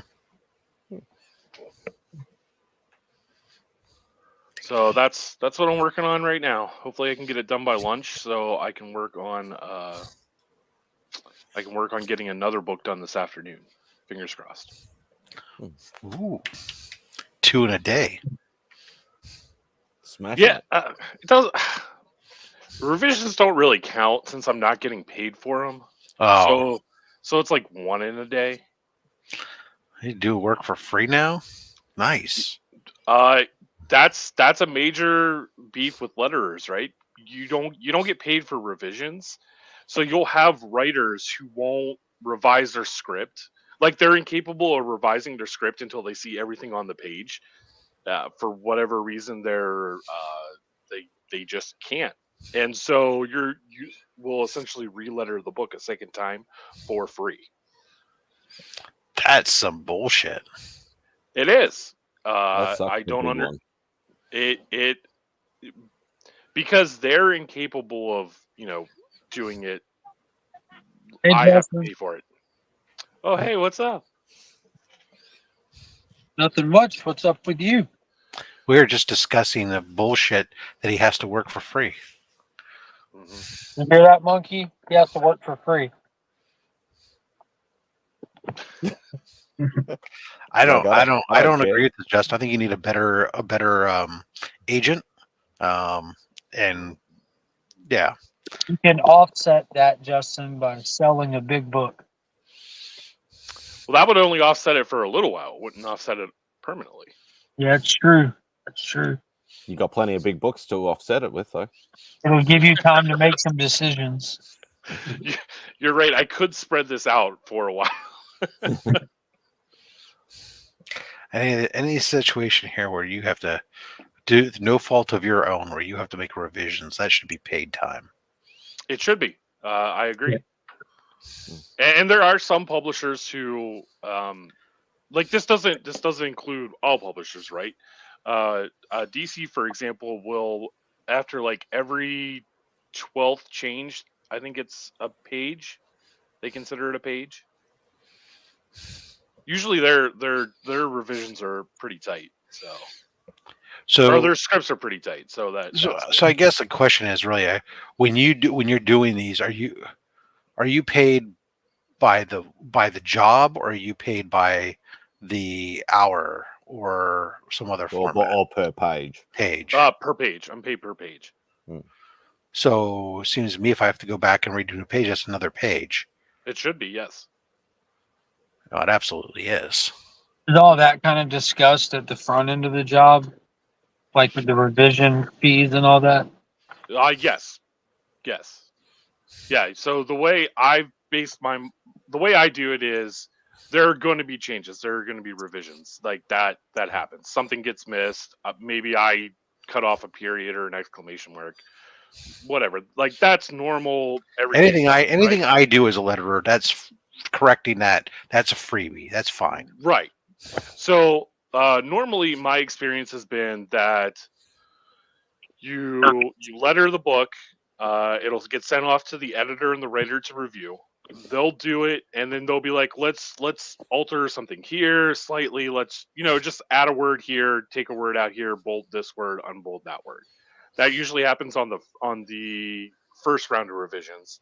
The second round is just missing or fixing anything that's been missed, and then that's usually it. Usually they only get 3 proofs, and so anytime I have to fix anything after that third time is when I say, all right, I'm going to start charging for this, unless it's an outright full page rewrite, and then it's a new page. But I can only get away with that with the indie guys, like the guys who aren't working with a publisher. Interesting. Wow. I'm sure you know your business better than I do. So there you go. Well, there's this huge argument that letterers should be paid more for reasons like this. Like Yeah. the reason why traditionally letterers, and I say traditionally since digital lettering has started, the reason why sorry, I was getting a phone call. The reason why uh, letterers are always working is because our page rates are the lowest. So in order to make a living, we have to crank those pages out. Right. Well, like I said, I'm sure you know your industry better than I do. So it's always interesting to hear the contract mind is going. Yeah, overboard exactly. here. I say they pay you less so that you're more careful with what you're doing and get it right the first time and don't have to work as much. That would be great. And then you'd be more like more incentivized to sell your X-Men 1 for some money as well. So the I often make the comment that letterers seem to be the only ones in comics who have deadlines. I've never heard you make that comment. Well, I make it amongst my other letterer friends, and You have other friends. Why didn't you tell us? well, They is letterer. why didn't you ask? I assumed that you would tell us such things. That implies that there's more than 2 letterers. We thought There you are did more like than 2. all the books. Normally, when we all get together, it's just us drinking and bitching about everything. About So the people who put together the page layouts, then leave you to write across the freaking sailboat. And yes, stuff like that. Yeah. it's stuff like that, right? So yeah, we seem to be the only ones with deadlines, and we're asked to perform like miracle deadlines, right? Like, oh, here's a 45-page book. It's due at the printer on Wednesday, and they're giving it to you Monday night, like stuff like that. Yeah, because the artist took all day, all time. You're the last one. It's like when you used to watch the car build shows, and all of a sudden they give it to the painter with like frickin' we need this amazing paint job, and we need it in like 6 hours because everybody took extra time doing the build. Yep. Yeah. Because you can't do your job until everyone else has done theirs. Therefore, yeah, you get the least amount of time. And normally I'm not even working on colors. I'm working on inks. Yeah, well, that makes sense, I suppose. That makes it faster. At least they got it to you sooner. That's a good point. Well, I think if my biggest complaint about the comic creating industry is how it's always perpetually behind. We can never work ahead. Right? So the book I'm working on today probably comes out next month. Like, why couldn't we get the whole series done and then they could just release it? There'd be no delays, right? Or even be working a little bit further than. Yeah, so like I have an idea of what I'm going to be working on next week based upon what books come out next week. So like that's my major complaint is maybe we could plan things a little bit better. But you must be working on something that's killing the children right now. I actually House of Slaughter came in yesterday or the day before, and they're telling like only half of it came in. They said they would have the other half for me next week. That's nice of them. That way they don't overload you. Well, no. So what that means is that they think that I'm working on that first half, and that when they send me the second half, I'll be able to turn the whole thing in the same day.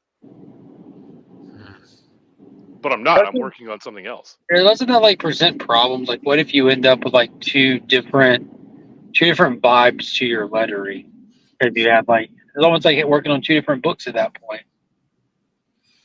Yeah, exactly. Like I think that is a problem sometimes, because if they say, I've had instances where they're like, we need this book as soon as possible. It needs to get to the printer, but they'll only send me the first half. So you do the first half, and you send it to them, and you wait like a week, 2 weeks, 3 weeks, and they're like, oh yeah, we pushed back the deadline, but they never told me. So when I get the second half of the book, I start doing it, and I'm like, this doesn't quite feel like what I was doing in the first half, because, like, for example, maybe I'm working on maybe it's something that's killing the children, right? And I get that first half, and then, well, before I work on that first half, I'm working on like an all ages book. Like, those are two totally different tone Oh books. yeah. Like, it's they're not going to feel the same. So that's a definite concern. Pause real quick to answer this question from Norn Rad. Have you ever seen an old CGC red label? Yes, I have one. That goes back to when CGC first started. They had different. They had the universal grade was red, or there was it was like a certain age. I think it was it was modern universals were red, and then the older ones were blue, and then later they combined them all together into one color. Let's see. When all the letterers get together, they talk on sticky notes and word bubbles. No, it's usually over beers and misery. What about or maybe you have dry erase boards that you just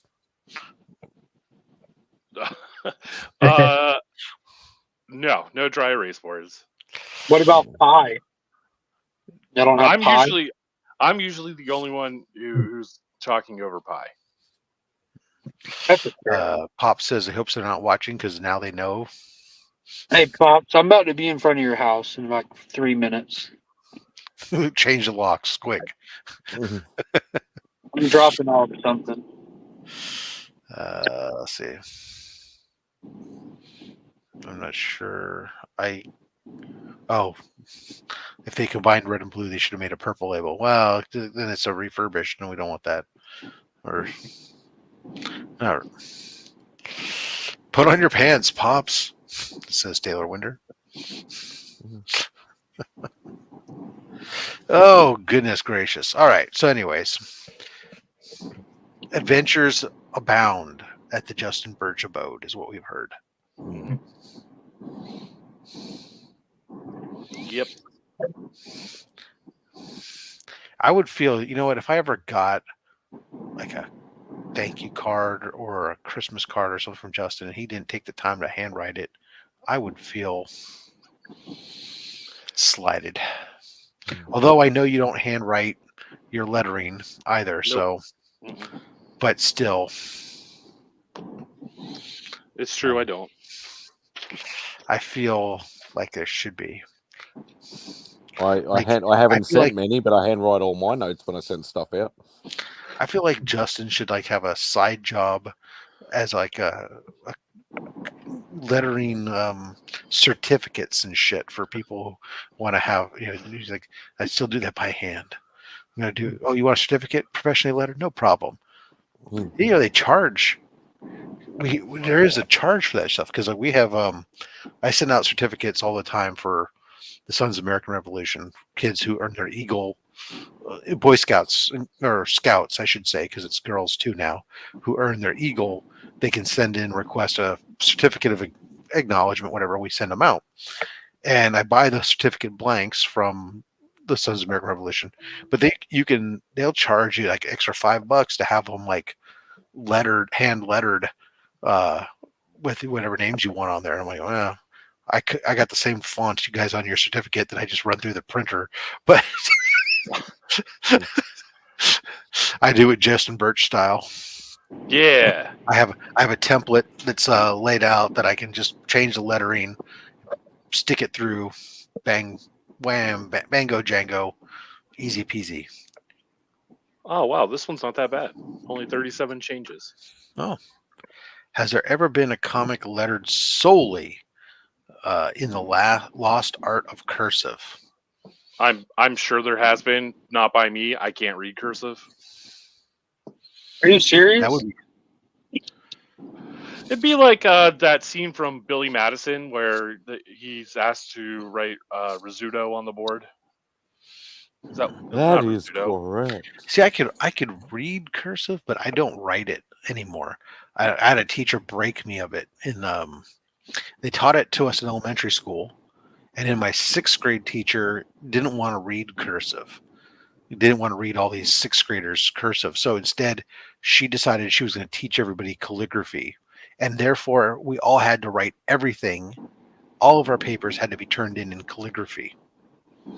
And after that, because I was lettering everything, shout out to JB, I never did cursive again. But if you need anything calligraphied, some real lettering, I'm your man. I've said from day one, all I do is copy and paste, so I'm not. I think you're more of a typeset person now. If you want to, if you were arranging the actual typeset, the word blocks or letter blocks, but you don't even do that. So, no, it's great. I don't need to be little. I'm sure your job is. You have to play around with. It's not just copy and paste. You've got to try to manipulate words and around people's art and get yelled at because you covered up somebody's precious building or some such shit that they spent hours. Or a yacht. Yeah, I tried to do something different than a yacht because I know that's one we talk about all the time. But I know you've also referenced buildings and stuff, like background buildings and stuff. And it's like their background, for God's sakes. Where do you think I was going to put the words? I hate when I'm told to add all of the words like to a streetscape. So signs, like people are walking down a street in like 1950s Harlem. So you have all these storefronts and all these blank signs, and I'm told to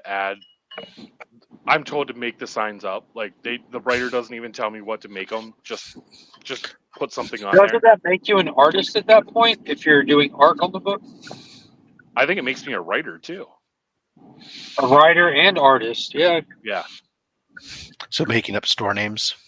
Yeah, and like putting it on the picture too. Then does that cause you to write backwards on a piece of on a glass? So then you accidentally put in like slurs and stuff in the. I know this reference. Shout out to Joe Bennett. No, what it causes me to do is curse a lot and then cover a lot of those store signs with balloons. Nice. It saves work. I just like for that. I'm like that doesn't matter. Like that's not part of the story. Like, why is that my job? Oh, it's because it's letters. Okay. Just give every shop the same name. So what I really hate is when you give the shop a name. Shop 1, shop 2, shop 3.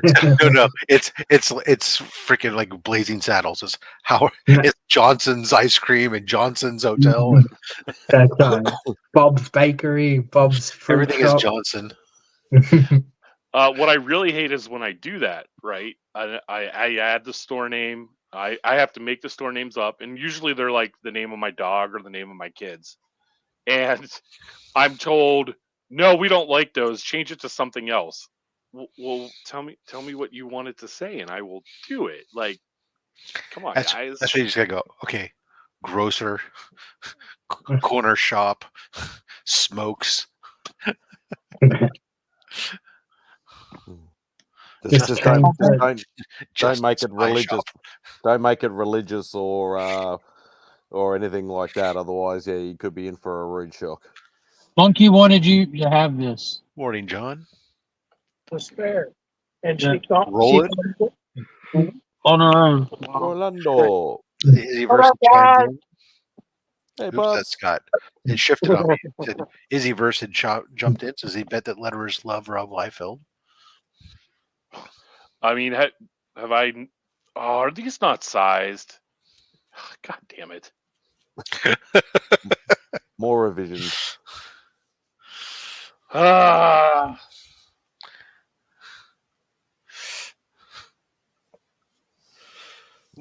can't we just have nice things? Well, we tried that once. Because you won't sell them. But then...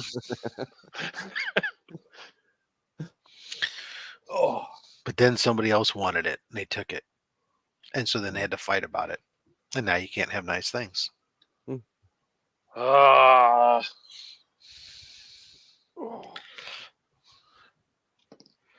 What time is it now in Australia? 1:05. That's what I thought. I can't wait till daylight savings is all finished and done with, because then Mark's show will go back to 9:30 p.m., which is a lot better time. Yeah, I'm just glad it's like that for Only Slabs, so I don't have to get up at 4 in the morning. Yeah, like I do. Nobody said you have to. You're not on the show, but Yeah. although ours is coming up on the show, at some point. I'll send you the photo tomorrow, Rob. Thank you. Yeah. But in saying that, though, if I hadn't have got up, or if I didn't normally get up to watch it, then I wouldn't have seen the message and then been a co-host on one episode. So That's I just watched where Rob puts the books that you like in his box. So if I wish get I to knew pick that. someone, Well, what's great is so I take the books, and I just kind of I randomly space them out throughout the box as I add them, and then when I pick up the box to do stuff, whichever end is the front end, it just happens to be whichever way I happen to grab the box. I grab it from below and I set it up on the counter, and then when I grab it again, sometimes it spins around. So one week, what's the front of the box is different than the next week. So if I win when you're picking the books, Sean, make sure you pick out all that, because I know there's a whole pile of old Invaders books in that box that I still want and I haven't got. You have to pick out all those, because every time Chris bloody picks for me, he always picks DC books. I'll try my best. That's weird. I always get Marvel books. Yeah, my giveaway pile is getting bigger and bigger and bigger as we speak. Did you ever go through the Legion loot and look any of that stuff up, or look at those Superman covers? No, I just put it in the giveaway pile. All of those symbol covers are all die cut covers with different artists under them. I remember you saying something about it's something to do with was it the Reign of Superman run or something or other? It was the 30th anniversary of the return of Superman. So they did that 30th anniversary special because back in the day, the Reign of Superman die cuts were kind of a big deal. Like they're introducing all those new characters. They recreated that. But each die cut of the new ones has a different artist doing the interior cover. Like you have Jang on the Cyborg Superman, Francis Manifold on one of them. I don't remember the name of the artist who does the one with Steel, but it's ridiculously gorgeous. It's still too much effort for him. Yeah. But each of those is over a $10 book. So that was a pretty valuable box you had. You can, like I put in the comment, you can at least try to sell it and buy something that you want for your PC. Yeah, I was going to say, so that means they're at least a $25, $30 book here each. Yeah, pretty much. So you got at least 120, 150 bucks just in there. That was just 4 of the probably 15 to 20 books in there. Yeah. Yeah, I think I'll be keeping maybe 2 books or 3 books out of that whole lot. If you really want to try and sell them, so bring them to Nova. Yeah, and how am I going to sell them at Nova? I'm not buying a bloody booth. My store. Oh, you can always use them to trade for something you want. People do that at cons all the time. Bring a couple of slabs with them or something just to use as trading currency toward a purchase. Not so much here. Yeah. I think there's probably only one person who would do that. Well, that's all you need, right? Yeah, but it's Bruce. Yeah. So fucking Bruce. Fish are food, that guy. my friend. But if you want to sell, just bring them, and I'll have them in my store for you. We can do the pennies trick and put green stickers on them. Oh, there you go. These are consignment items. I can't come down on the price. That's right, exactly right. See, Mark knows how it works. We can do that, but I'm probably going to have 1 or 2 boxes worth of my own books there, so you can chuck them in with them. Yeah. We need to talk percentage. What percentage are you going to give Czars for every one that you sell? Nothing. He can just take what he wants. There you go. That's even better. We got an X-Men 1 to procure, so every dollar counts. Probably the only thing I'll keep to give away will be the Superman slab. That's a good slab too. It's the first appearance of Steel, the first appearance of Superboy. So might use that as a gift. I might do That book that's in the poly bag, that white poly bag. Mm.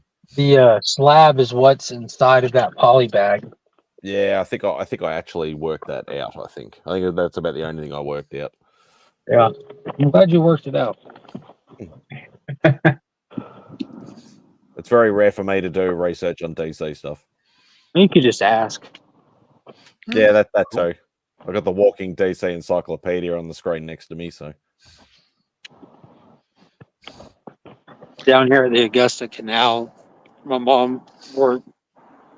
It's the old mills from back in the day that they've renovated into a museum and some apartment units and offices and stuff.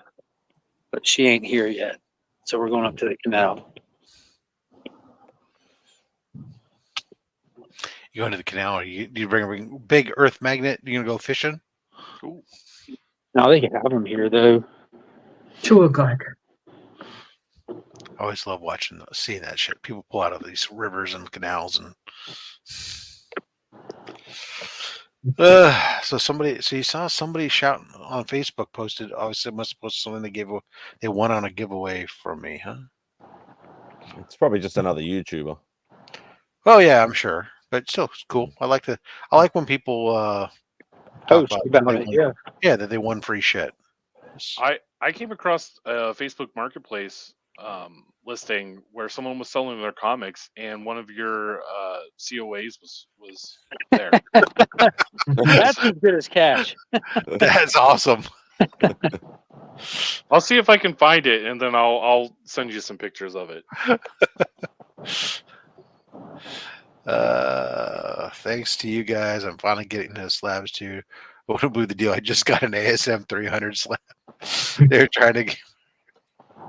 I'm not sure. I'm with aggressive relaxing. I'm not sure if he's talking about that he's legitimately got a deal on an ASM 300 slab, or if he's making reference to the fact that the single biggest item Scammed item, yeah. That was an ASM 300 on the. There was another ASM issue that was like really high up there, like 297 or something. Well, it was 238 and I think 197. So it'd be like the three issues are ASM 300, which of course there's Venom. Then you have the Hobgoblin with the missing tattoos stuff being done, and then you have the Black Cat. Pretty much most of the books were ASM books, weren't they? The big one, the 300, like I said, was 100 and some odd of them. So it was crazy. Someone posted a video on Instagram and I see ASM starting from like number 13 or something I seen and went all the way down. So yeah, it was the biggest one hit for sure. There was a handful of Hulks on there as well. Fortunately, like those big ASM books, all of mine of those ones were ones I sent in myself raw books for grading.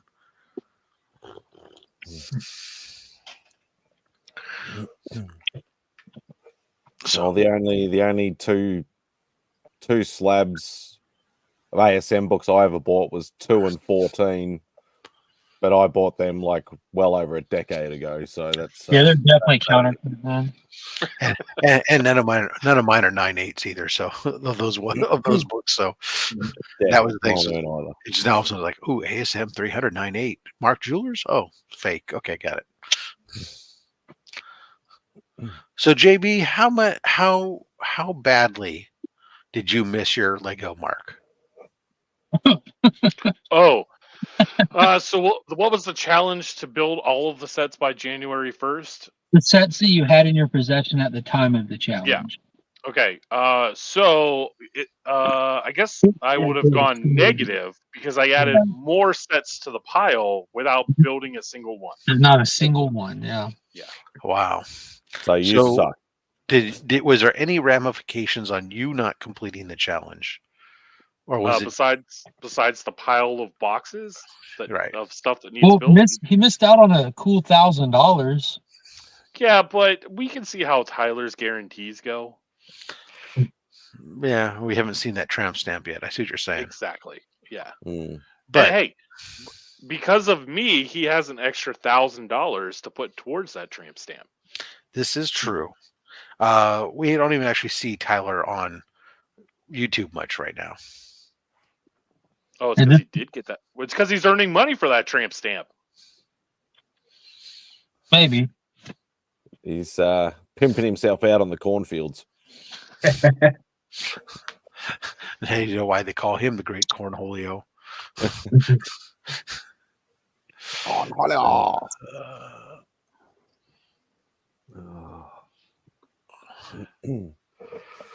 Oh, goodness gracious. Mark, I'm tired.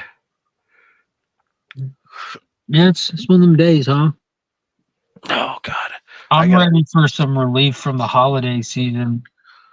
It's I tore out the ceiling at the kennel in the past 2 days because as soon as early Tuesday was when everybody left.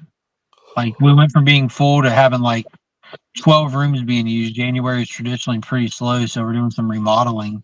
It was like $3,800 cheaper to tear the old ceiling out ourselves, and it's like a 60-something-year-old ceiling. So I've been in there with like hacksaws and crowbars and hammers, and I jacked my tailbone up really bad yesterday, and I'm just covered in like insulation stuff all day long and dust, and just ready to get some downtime here. It doesn't seem to stop. Yeah, my downtime's about to end. Mine ended, but already. But I gotta do a couple reports today that are due tell the story from last month. We'll see how well that goes. Pouring through spreadsheets when I'm tired is never a fun endeavor. But we'll have lots of distractions because Romania is off today.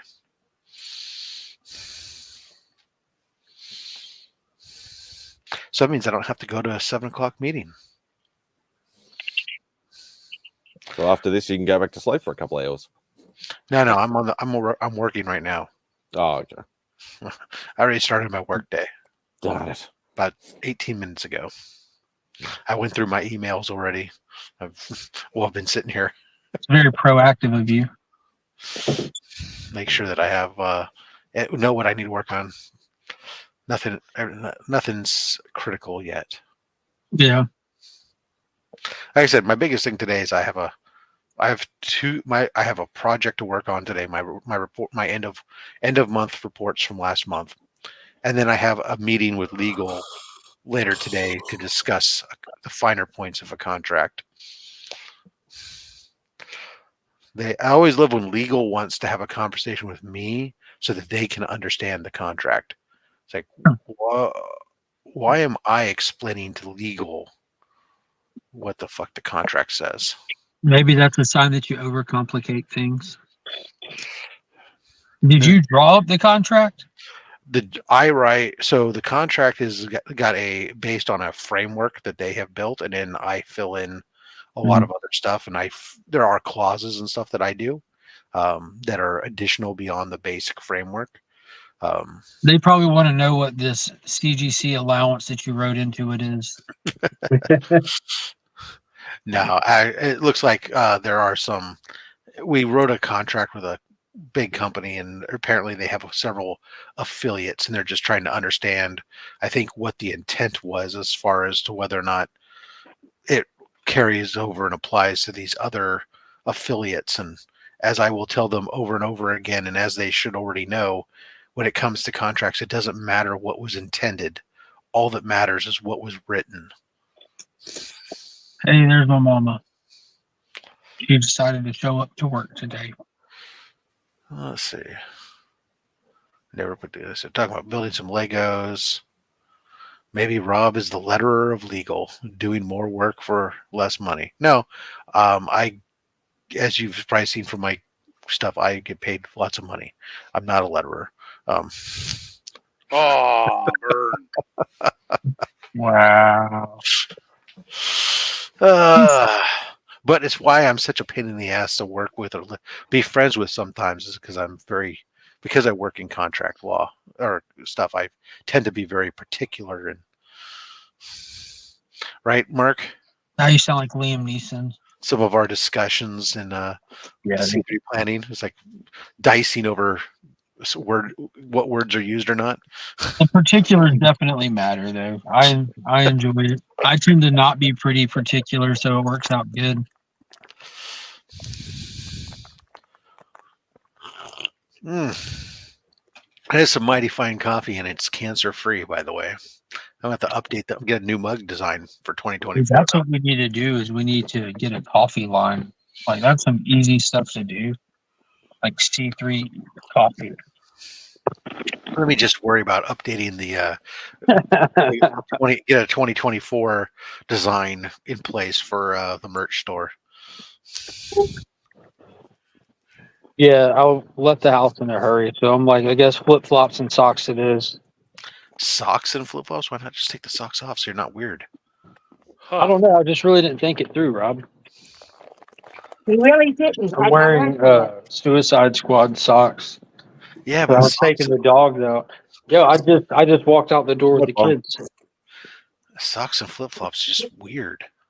Oh, I don't disagree with you. I actually couldn't agree with you more if I tried. That's how much I already agree with you. That's normal for Americans. No, it's not. I'm wearing a Jurassic Jesus t-shirt, and the socks are your concern. Yep. I had somebody talking to me about it because yesterday I had to go to the vet. I went to the vet and I was wearing my California winter gear, so I was like a hoodie with shorts and flops. Yeah. Welcome to the Augusta Canal Museum. Lottie was not happy. She had like 4 vaccinations yesterday plus blood work. Poor dog. How's she feel today? I don't know. She's asleep on the bed right now. Yeah, that answers that question. Yeah, she's snuggled up with Mary on the bed where I should be. There's the like old looms from like the early 1900s or late 1800s. You should have Finn learn how to stick his hand in there to change the thresher once. Yeah, they There's got a job. him. There's a job for you yet. Actually, he's a little old for that now. He should be in the coal mine. Feels like I'm watching American Pickers. Maybe you are. And next will be I porn just stars. activated the display with the kid's voice that says, "Watch out for them belts." Talking about doing it. Now, Izzy says socks with Crocs is normal things for these kids. As far as Crocs go, if you're going to wear Crocs, I don't have an issue necessarily with socks and Crocs if you're wearing long pants and stuff or whatever else, because your feet sweat differently in Crocs than they do in flops. But what are we looking at? Those are the big hydroelectric generators, the canal feeds. Because we got the Savannah River right over there, so the canal is right over here. It used to be like the pool trail. Like it's the actual original hydroelectric generators. They run the whole building, and then Georgia Power Company purchases the electricity back from them because it generates way more than they use.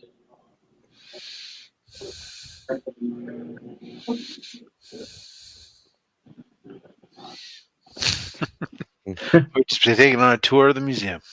Um, Scott says he's got Crocs in the car as emergency. I've never owned a pair of Crocs, and I never will. I have some. They're in my indoor house slippers, essentially, house shoes. And a set for like if I had to go outside and do something with flops or I have to walk backwards. That's I can't do flip flops either. Walking backwards in flops while carrying a load is just not a smart thing.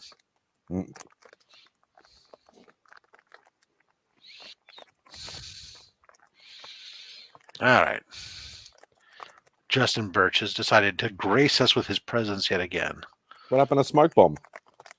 So I don't know what happened.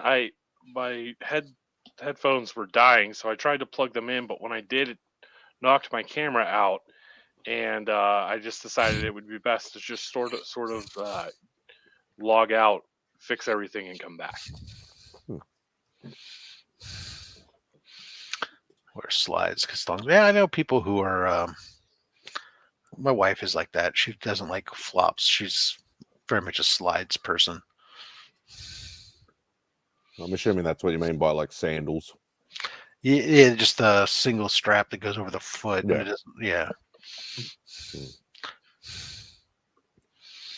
You slide your foot in. Yeah, I've seen that. All the various jewelry to bedazzle your Crocs. Yep, I've seen that. You know, Bit of a wank factor. Justin had been attacked by AI letterers. Hey, Paul. Only a matter of time. Yeah, except that somebody would have to type in. I don't know. AI letters is an issue though, unless the AI is going to write the script as well. I thought it already was. Because you're taking a written script and then arranging the words and stuff. If I'm understanding letterers role, you're arranging what's already been written. In order for an AI to do that, would basically they'd have to enter in everything. Which point, why would they even need the AI? They've just already lettered it. I don't think that the people who would use AI to make comics like that would think of something like that. Yeah. Yeah, well, we'll all be replaced eventually. That's fine. Not me, no siree. Uh, I'll be joining the resistance as soon as Skynet takes over. Mark will change his name to John Connors. Definitely not changing it to Kyle Reese. Talk about a timeline that gives me a headache. oh, yeah. When your son has to send you back in time so he can be born. Yeah, but that makes sense to me, right? It makes sense to me up until Terminator 3, and then after that, Back to the Future rules no longer apply.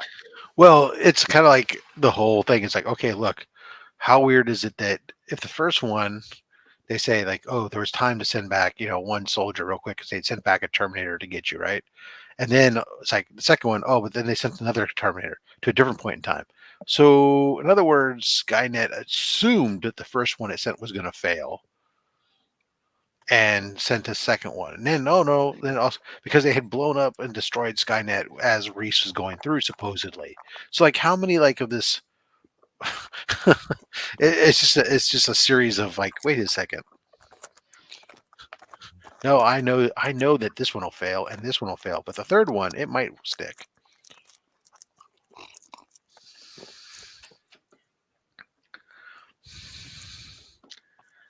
Well, it's not that his son is his father. It's just that his friend his friend that he's fighting alongside, he sends back in time to protect his mother, and then he ends up being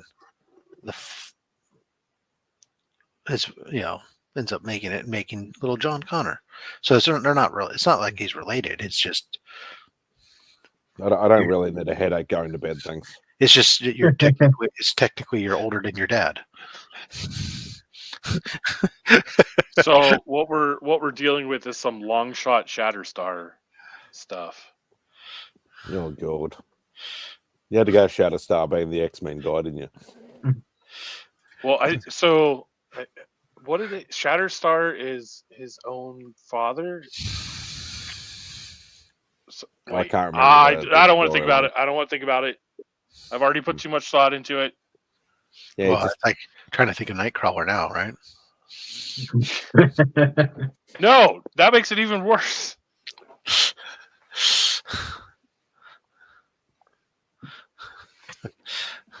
So your mother is your father, and then Come on, John. John can come on and he can explain the whole thing for us.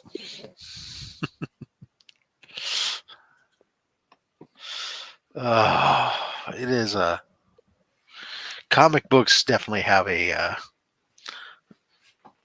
interesting sense of parental lineage at times. Uncle Daddy.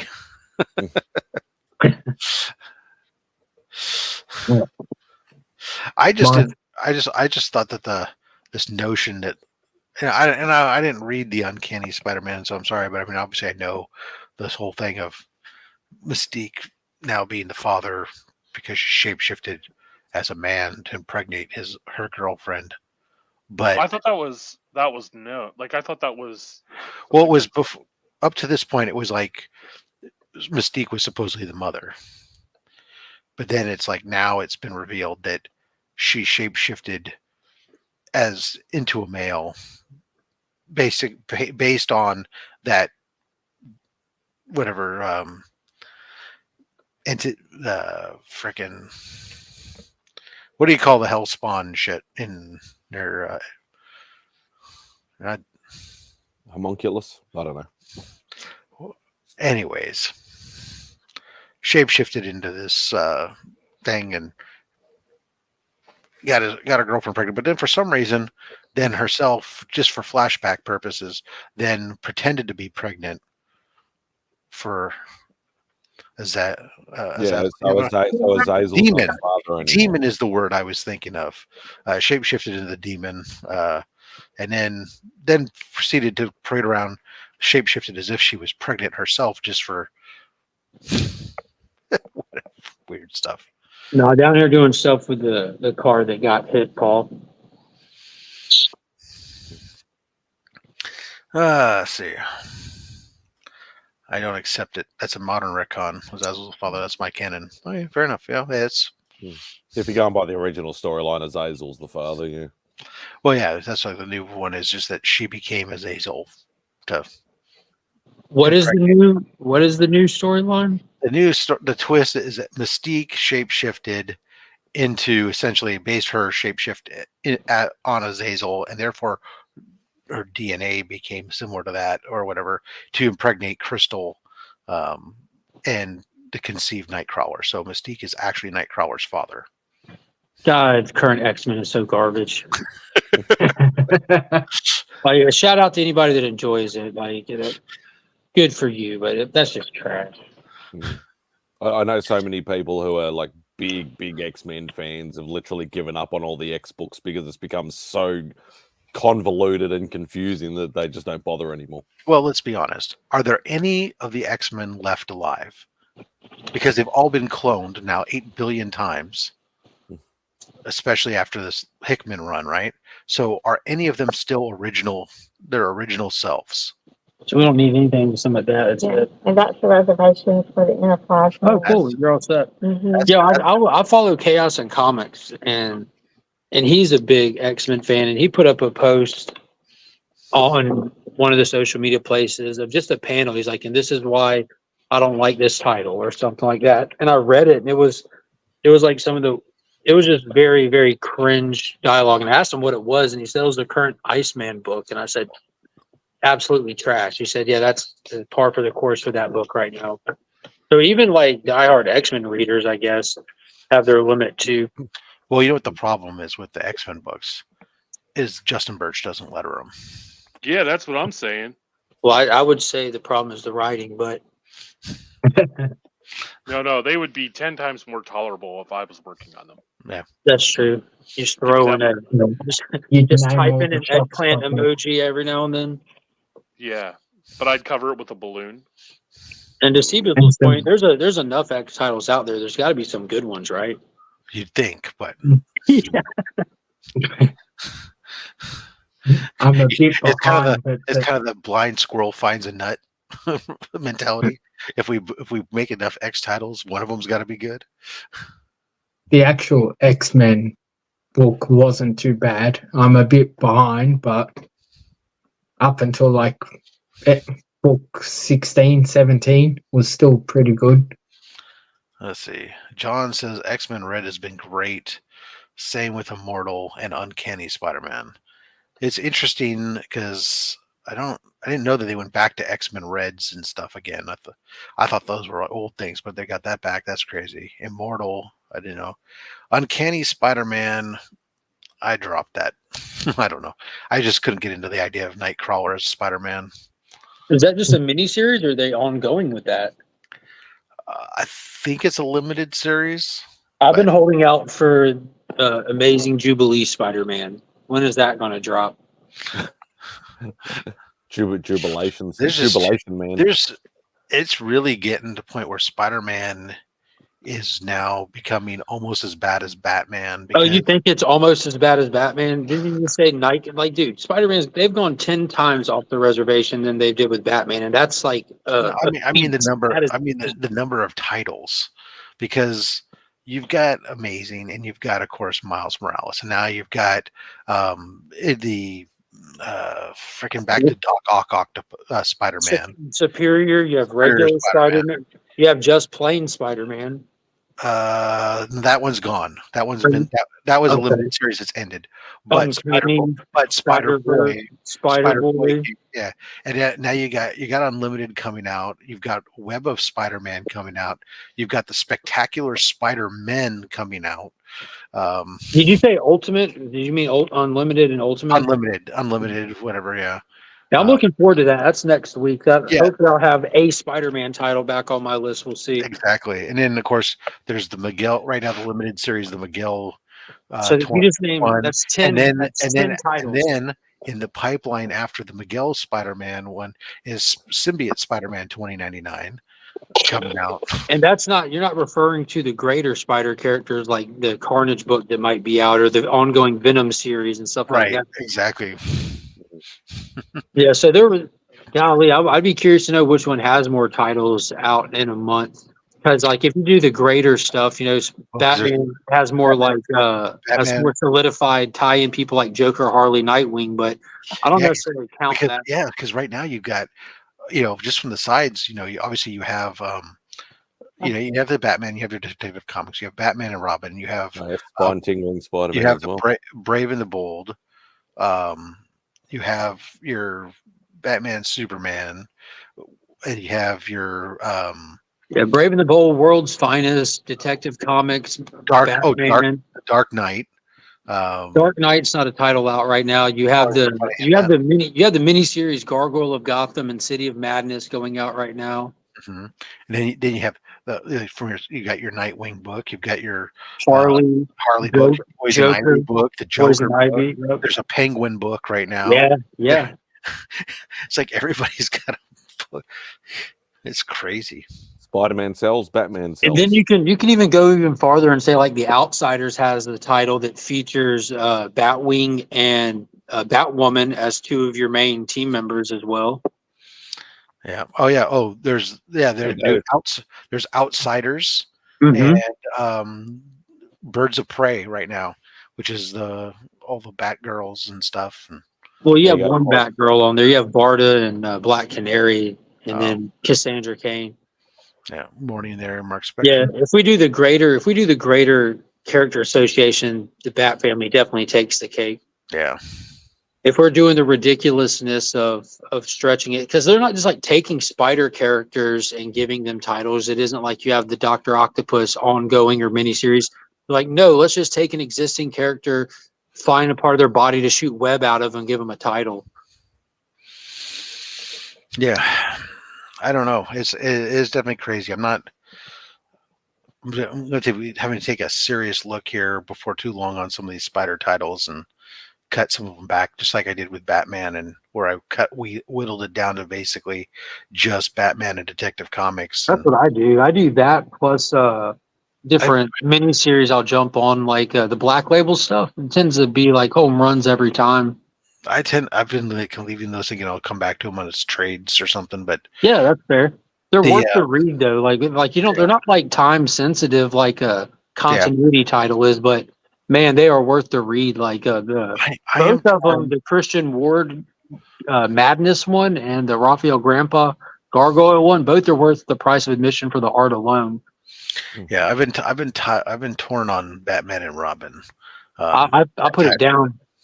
Yeah, I love Simone DeMeo's artwork, but the book isn't relevant enough to add to the title. It's just another Batman book. Detective Comics is my go-to. It always has been, and right now that book is batting 1,000. Like Rom V is crushing it with that book.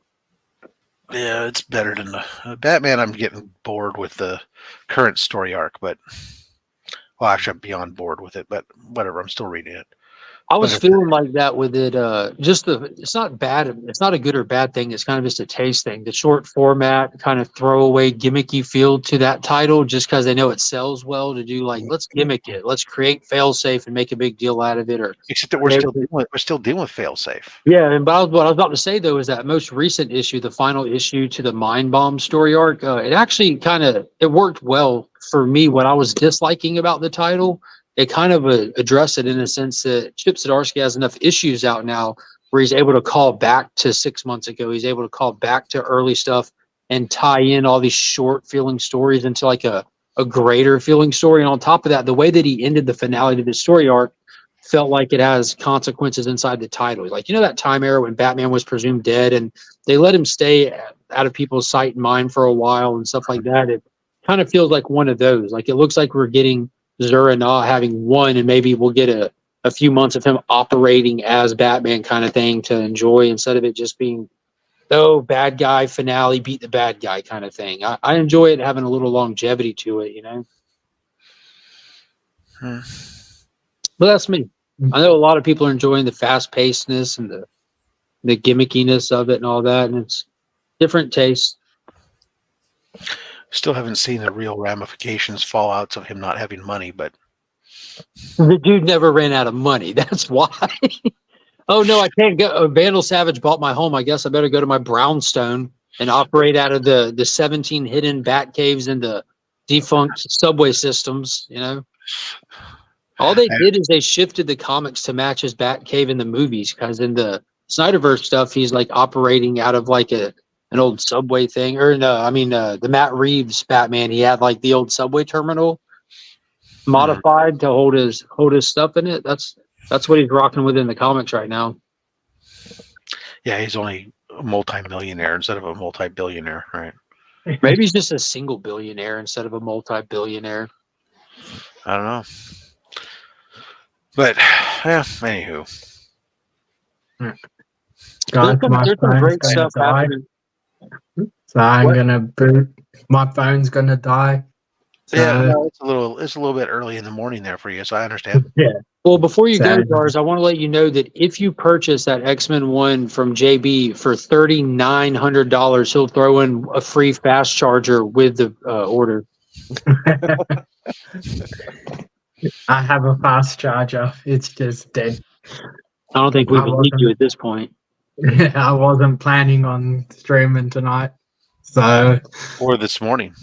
yeah. So we've got some videos I'll film tomorrow to get up and start this giveaway for the sub push. So hopefully get there in the next week. You want to push it real good? Yeah, try to. Is this all car stuff too? Yeah, this is the All right, thank you, Zars. video, so we got Thanks very much, guys. Have a good night and a good day and morning. Yep. Catch you guys. And we will replace John. you with Digger Jim. Hey, that was a fair trade. I feel like that was even across the board. Hmm. Jim, did you watch Monarch last night? Oh yes. Oh yes. Wow, And, right? Wow. I had this running theory in my head, and I hadn't really wanted to share it because I was like, yeah, people are gonna say I'm nuts, but I knew it I too. know I was called right. it. I called I it. was like, As soon as that early arrow. on well, yeah, but when they were talking about somebody, it was like maybe the third episode when they were like, damn, he should be like 100. And I was like, and then he said he went in, and I was like, oh shit, it doesn't age you. And then I was like, so maybe she's not really gone.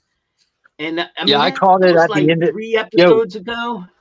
Yeah, when like early on they showed us like the rift in Alaska, but then like we quickly figure out that this show is really kind of breaking down the details of the surface world versus Hollow Earth. I'm like, yo, she's got to be alive, right? She's got to. Right?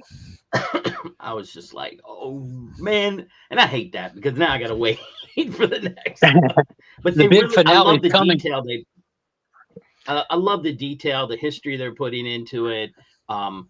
You know, just the whole thing. It's just been fabulous. It really And I love the has. details of their first excursion, like what they called underspace or inner space. Yeah, underspace. Yeah. Dude, that was a great little callback showing the Titan that attacked their crew that then left. Like that. That's the same Titan that Bill Randa dealt with on his ship, you know, and Chip. that I think we're going to be seeing. That Ion Dragon is going to be the big battle in the finale against Godzilla. I'm thinking. It's possible, yeah, for sure.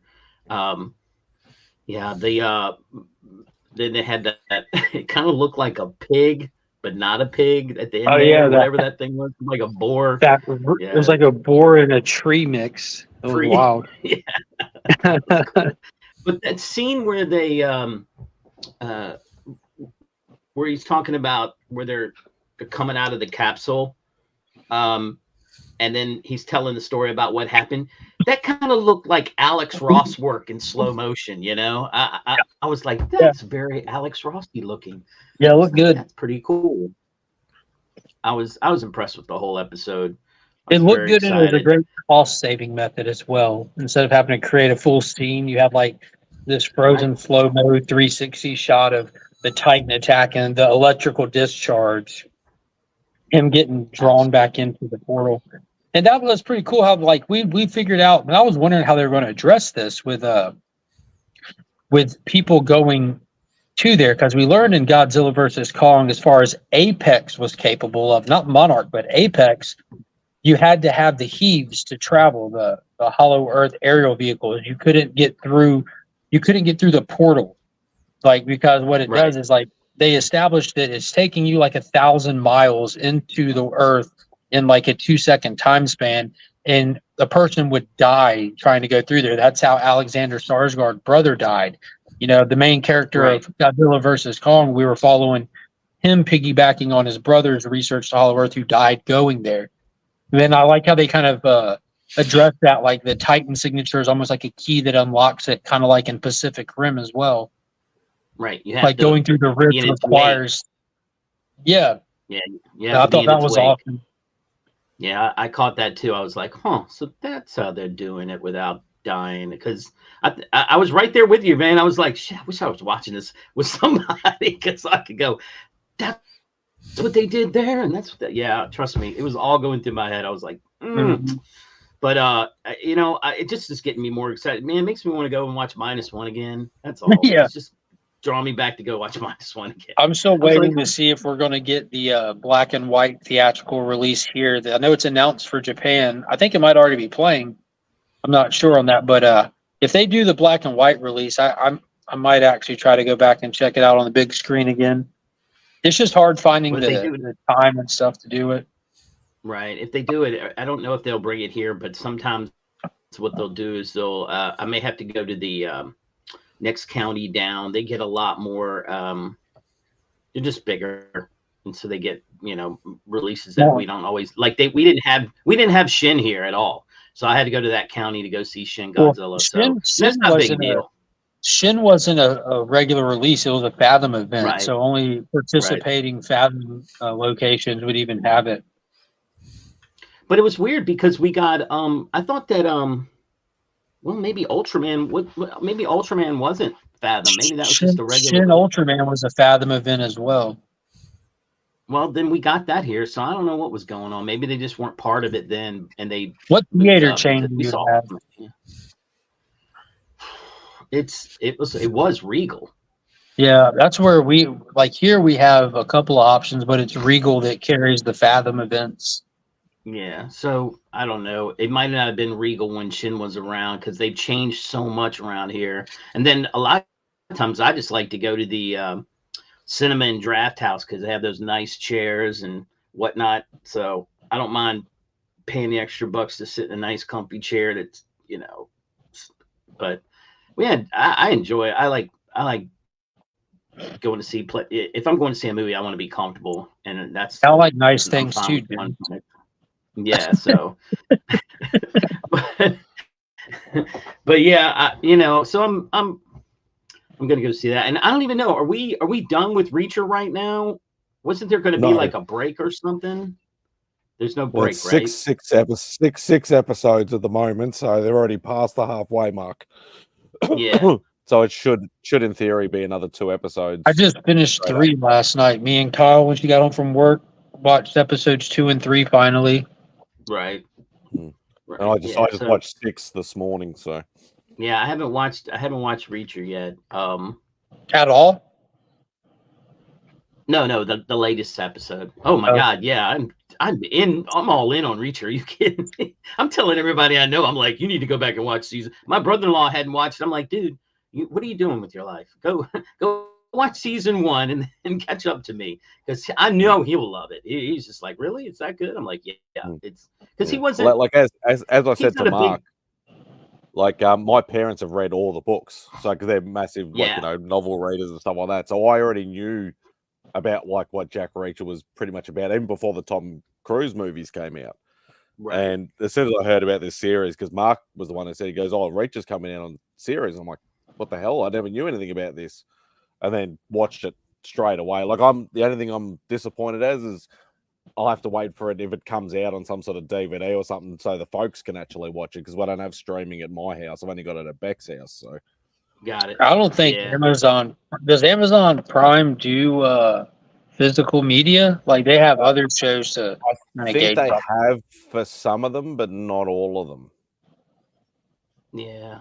And then you have like private individual people that put together physical media packages for stuff. It's not. They did it for Jack Ryan. I know that for sure because Mum and Dad love that as well. So I bought them all the seasons for that. So hopefully that'll reach us so then I can buy on those as well.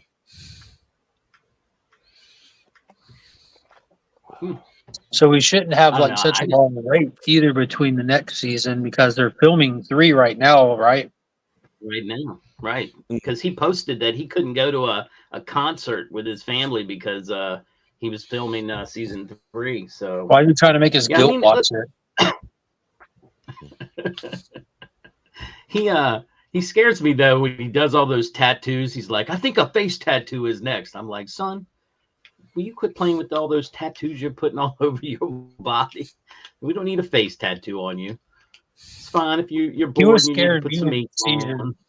He was scared me in episode 3 watching him jump off little 2-foot ledges, jumping through the yards and stuff. I'm like, dude, you're gonna break your leg.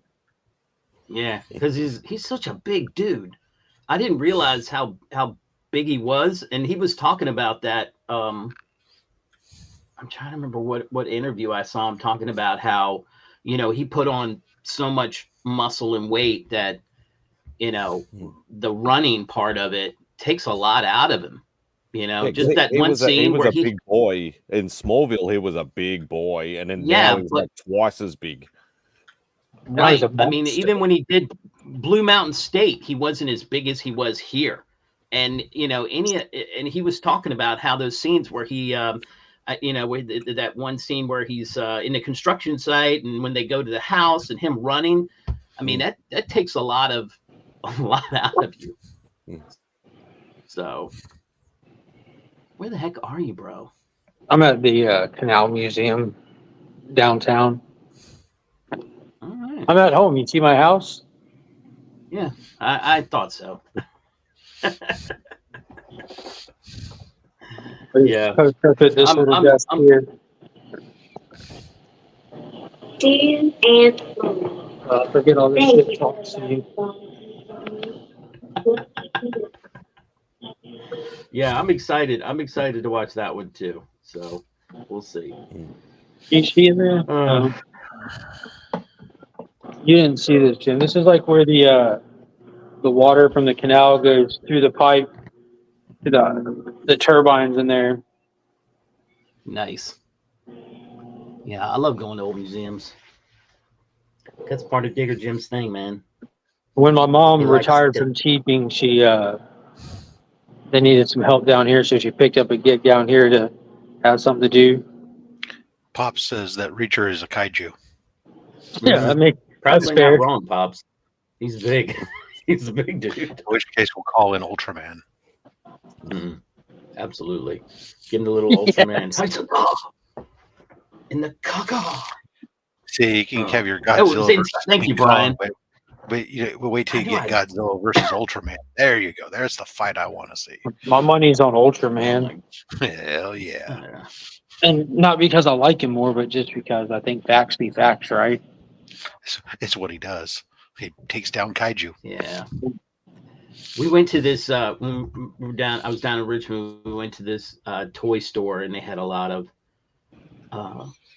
Ultraman stuff. And I was like asking Vince, "Do you have that one?" He's like, "Yeah." "Do you have that one?" "Yeah."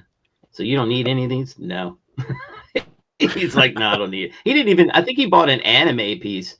They had the only thing they had that I wanted would have been that Hulkbuster thing, and when it was $1,200, my wife looked at me and was like, "No." I was like, but it's Hulkbuster, and it would go great in the room. She's like, "No." So that was the end of that. I didn't care. Sideshow. Was it a sideshow statue? Was it? Yeah, it's like that thing DJ gave away. It was like, it's big. It's like the case is like this freaking big. Yeah, that'll be I one guess. of the premium format statues. Yeah, they're the real big. It was expensive huge. fuckers. They had a lot of cool stuff in there. It's a little independent, toy store, but I just, we really just went because my nephew and Vince wanted to go, and I was down for it. And then he had a short box of comics in there. Every single one of them, I'm like, "Are you high? Are you high?" He had like a dollar bin book for like $12. I'm like, "Bro, who told you how to price these things? You're never gonna sell them." He's like, "You think?" I was like, "Yeah, no, these are way too expensive. Anybody that buys comics isn't gonna buy. You'll get a sucker to buy them, but Yeah, Maybe buying." he was Australian. I felt that way the other day. It was like I was looking through some slabs on one of the sellers that I often look at, and he had one that was posted, and it was a awesome looking old book, and he had it was a graded book, and he had it at, he was asking like $600 for it. And on first pass, you kind of think, okay, I could see that'd be a book that could be about right, you would think. And then there's some comments, people going like, "Man, this book is fire. Oh, fire cover. How is this still available?" Right? And so then I go, how is it still available? All right, let me go take a look. What is its actual value? And you go and see that like it's actually selling for about like a third of the price that he's asking. And it's like, so the reason this is still available is because the goddamn book ain't been fucking sold in. No. Yeah. It's still available because you're asking 3 times the freaking actual market value. Yeah. That was what it was. I was talking about. It was Michael Rosenbaum's interview with him with Reacher. He was talking about how his body has changed so much. Yeah, I try to catch a couple episodes of those when he has somebody I want to listen to. HGH will do that podcast. too. His podcast is fun. He has some interesting people on there that I like from a movie star perspective. Some of them I'm like, nope, I'll pass. But some of them I like. I think they, I think would have good stories to tell. Michael Rooker, he's got to have some stories to tell. Stuff like that. Who else did he interview that I really liked? What's the big guy? I think I'm going to say the name wrong. Clancy Brown. Is it Brown? The big guy from Shawshank. Yeah, Starship Troopers, Shawshank, Pet Cemetery. Yeah, the guy. Highlander. Yeah. Is it Clancy Brown or? Yeah, it's Clancy Brown. Yeah. He was Lex pretty Luthor. He was like an actor. He called the brain bug, dude. Yeah, he's an actor's actor is what I call him. He literally cares nothing about the fame aspect. It was just loved working with the people. You He know, was like even in like the first episode or something of Ahsoka. yeah, he was. That's right. It's funny that you guys all remember that. I keep going back to Highlander. He was the Kurgan. But, Yeah, you know. Kurgan and Highlander. God, he was so young back then too. They were all, you know, go back and look Yeah, at I them. always so picture was him. I. So I were always we, picture yeah. him I was first gonna in say, so were Starship we. Troopers, and then I picture him. Remember, he was the stepdad in Pet Cemetery 2. I was going to say Pet Cemetery. He took the dirt bike to the kid's scarf and took out his Yeah. stepson. Pops is right. He's Mr. Krabs. That blew me away. I didn't know he was Mr. Krabs until the interview. I was like, he's the voice of Mr. Krabs. What? Oh, I gotta that's how I feel every time I think of Phineas and Ferb. And the dad on Phineas and Ferb, the voice was Richard O'Brien, who was Riff Raff from the Rocky Horror Picture Show. Picture show. Yeah, you know, they just you're shocked when you see who the voice is for some of these characters, and you're like, what? But you know, whatever. Justin Birch lent his voice to the animated version of Justin Birch. Nice. Yeah. Coming 2025. Nice. So Justin, it was canceled Justin, in pre-production. I keep they getting. didn't tell me that. I got a DM from Milt that he started sending me DMs about the next Steel City Con, and like, so Jeannie's gonna be there. What's her name? Oh crap, I'm drawing a blank. What's her name? Rob? I Dream of Jeannie. Barbara Eden. Barbara Eden. Thank you. Yeah, he's like, look who's gonna be here. And I'm like, yes. She's 70,000 years old. She doesn't look anything like that. And I don't care. I hope because she's don't wearing her see outfit.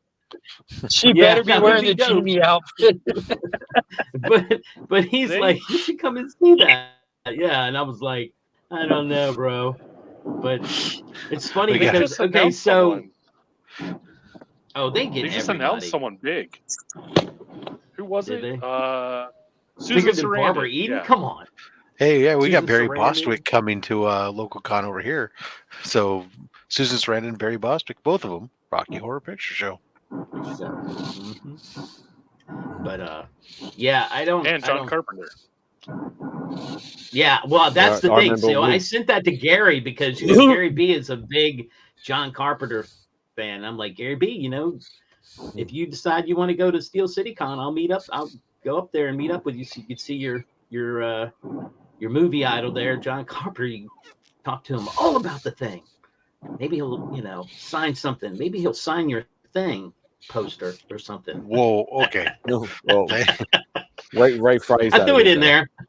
His thing poster as opposed to the poster of his thing. Thing, right? Exactly. So there was funny. So Linda Carter, she lives in Northern Virginia. I know that for a fact because I've ridden by what I think is her house. Exactly. But she does a lot of stuff around here. The other day. Yeah. So the other day on my IG stream, it showed where she's going to be at the Barnes and Noble in Northern Virginia signing books that you guys would know Brad Meltzer. He's doing the Ghost Crisis. Yeah, well, anyway. He's a famous writer over at DC who's over at Ghost Machine now. Yeah, so he's done these kids books for where it's about, you know, successful, you know, women, and he did Wonder Woman, so he's going to have her go and sign with them. And I was like, I really just want to meet Linda Carter and maybe get him to sign a couple of Justice League books or something that I might have. I don't really care about the kid part. Would it be creepy if I went over there just for that? What you got to do, Jim, you got to have one just as you're in, you know what I mean? And then come up with like the portraits of Linda Carter and all the JLA books for him. Yeah. I'll buy one or two books, and I need to rent a kid for this. So Flash Ray, it's in Concord. It's February 4th. You get Barry Bostwick, and then also Sam Jones will be there. Oh, nice. Flash Gordon. Yeah, Oh, Flash Yeah. Gordon. And really, the funny thing is, there's not. Let's see, comic creators is kind of weak, but the celebrity list is Barry Bostwick, Aaron LaForsetti, Who is Sam that? Jones. He's some comic artist and creator. He's apparently worked on Wonder Woman, Rise of the Olympian, Planet Doom, some Justice interiors for Justice League, stuff like that. Gotcha. Steve Leahoa, Yeah. Trina Robbins, Jeffrey Weissman, who was in Back to the Future 2 and 3. Who did he play? Some extra. Zombie number 4 in the Walking Dead episode. Yeah, 3. exactly. He played as Teddy Conway in Pale Rider. Oh, so Jeffrey Weissman played a young George McFly in Back to the Future 2 and 3. Oh, yeah. Okay. I thought Yeah, that he was was all- Crispin Glover. Yeah, that was when Crispin it Glover. wasn't Crispin Glover. And then Chris Marion will be there. Dan Does Brereton. Mark ever see Jacqueline Smith at Walmart? Dan Brereton, yeah. And then Does she Tim live- Vigil. Does she live there? Oh, I get some naughty demon stuff. Or Bloody- Crimson Bat stuff, yeah. Yeah, Alex Faust and all that DeLuca, who does some stuff for he's read 5 comics, and that's it. Oh, and Miss Misery, who's a horror host for late night television. But No, it's funny that you mentioned Barbara Eden, because I remember we had a con here quite a few years ago where it was like full nostalgia trip. Like obviously we don't get the amount of guests that you guys got, but we had Barbara Eden, Barbara Feldon, and Sam Jones all in the same con. nice. Well, Flash Ray, I will be at the one in Concord, so maybe I'll see you there. At least that's my current plan. I wish I could go to the Berkeley Comic Show this month, but that's on Saturday. That's a no-go. That's my Spite. That's my one. You said Barbara Feldon.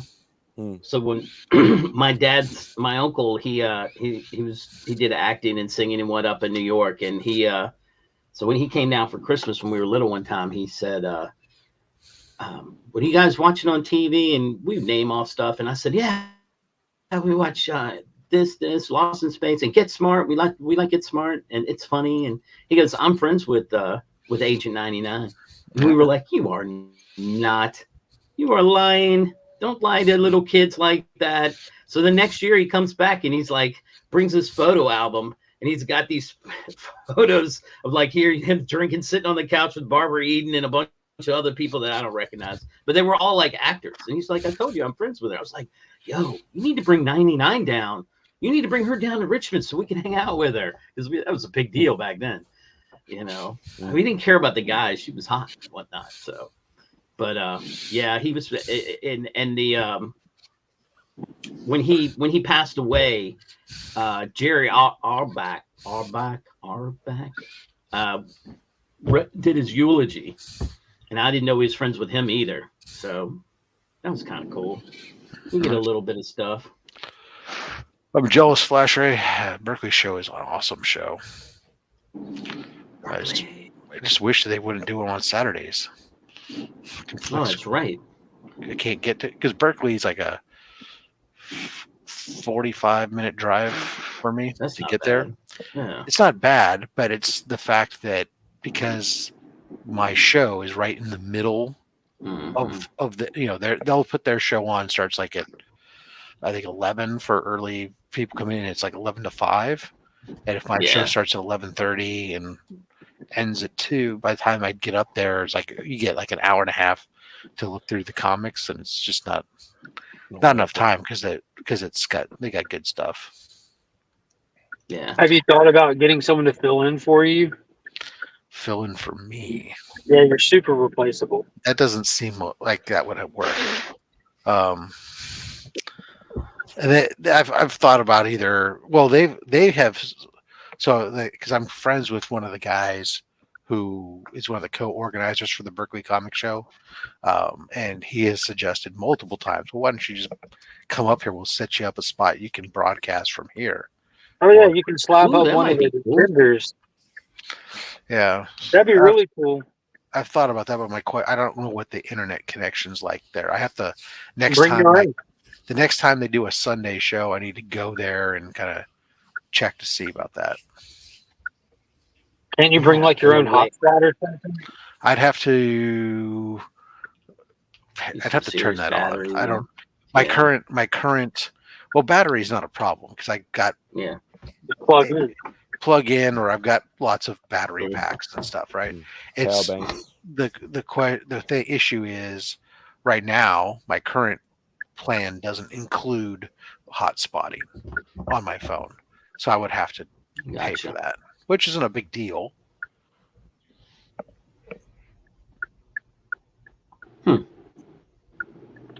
Interesting. All right. Well, I'm gonna jet. I got all kinds of stuff that I have to do today. I am officially. We're gonna get I think 3 inches, maybe 4 inches of snow tomorrow. I have to do some stuff. Are you gonna let her 2 books? Jealous. Pardon me? Are you gonna let her 2 books? You're jealous? No, I'm not Yeah, I'm lettering 2 jealous. books, but I'm If you're not jealous. lettering 2, Because I want snow because Justin wants 3 inches. desperately. You know what, Or I guess Justin? my I'm sure wife where you live, you'll get it eventually. I mean, you know. So at the beginning of the week, they're like, "Be prepared. You're gonna get. It's gonna be 6+." And then Thursday or Wednesday, Thursday, they're like, "It blew south. Don't worry about it." Yeah. Well, I think we're the South. Or, whatever. So many women before you have said that. I'm gonna get 6 inches. Nope, I'm getting nothing. Story of my life. Blow south instead. Yeah. I mean, they don't panic like they up here like they did in Richmond. If they said you were getting 3 inches of snow in Richmond, people were freaking out. But up here they don't do that. But I still have stuff I have to do. I don't know what snow is. Yeah, I think more than anything else, I just wanted I want a significant amount, and by significant I mean a good 6 to 8 inches of snow, just so my kids can experience it, because they haven't had that yet. Right. Well, and that's what you're talking about. That I need to. So Vince is actually working tomorrow in the middle of it, and I want him to experience driving in it. So I'm gonna hopefully it'll work out that he'll be able to drive in it some, because I think it's something that you should know how to do. Mm-hmm. It's like swimming. I think everybody should know how to swim, but not everybody does. Learn how to respect the snow.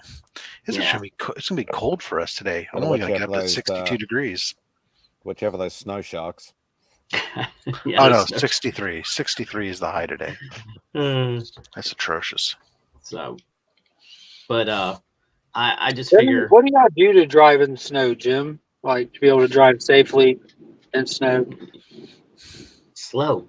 You just drive slow. You don't need to fly. I mean, look, we have Subarus and they're all-wheel drive, so they're good for in that. I don't have any 4-wheel drive vehicles. We took that Subaru Forester in 2003. We got a massive snowstorm up here, and in Richmond they got a little bit of snow. As I drove up 95, it got worse.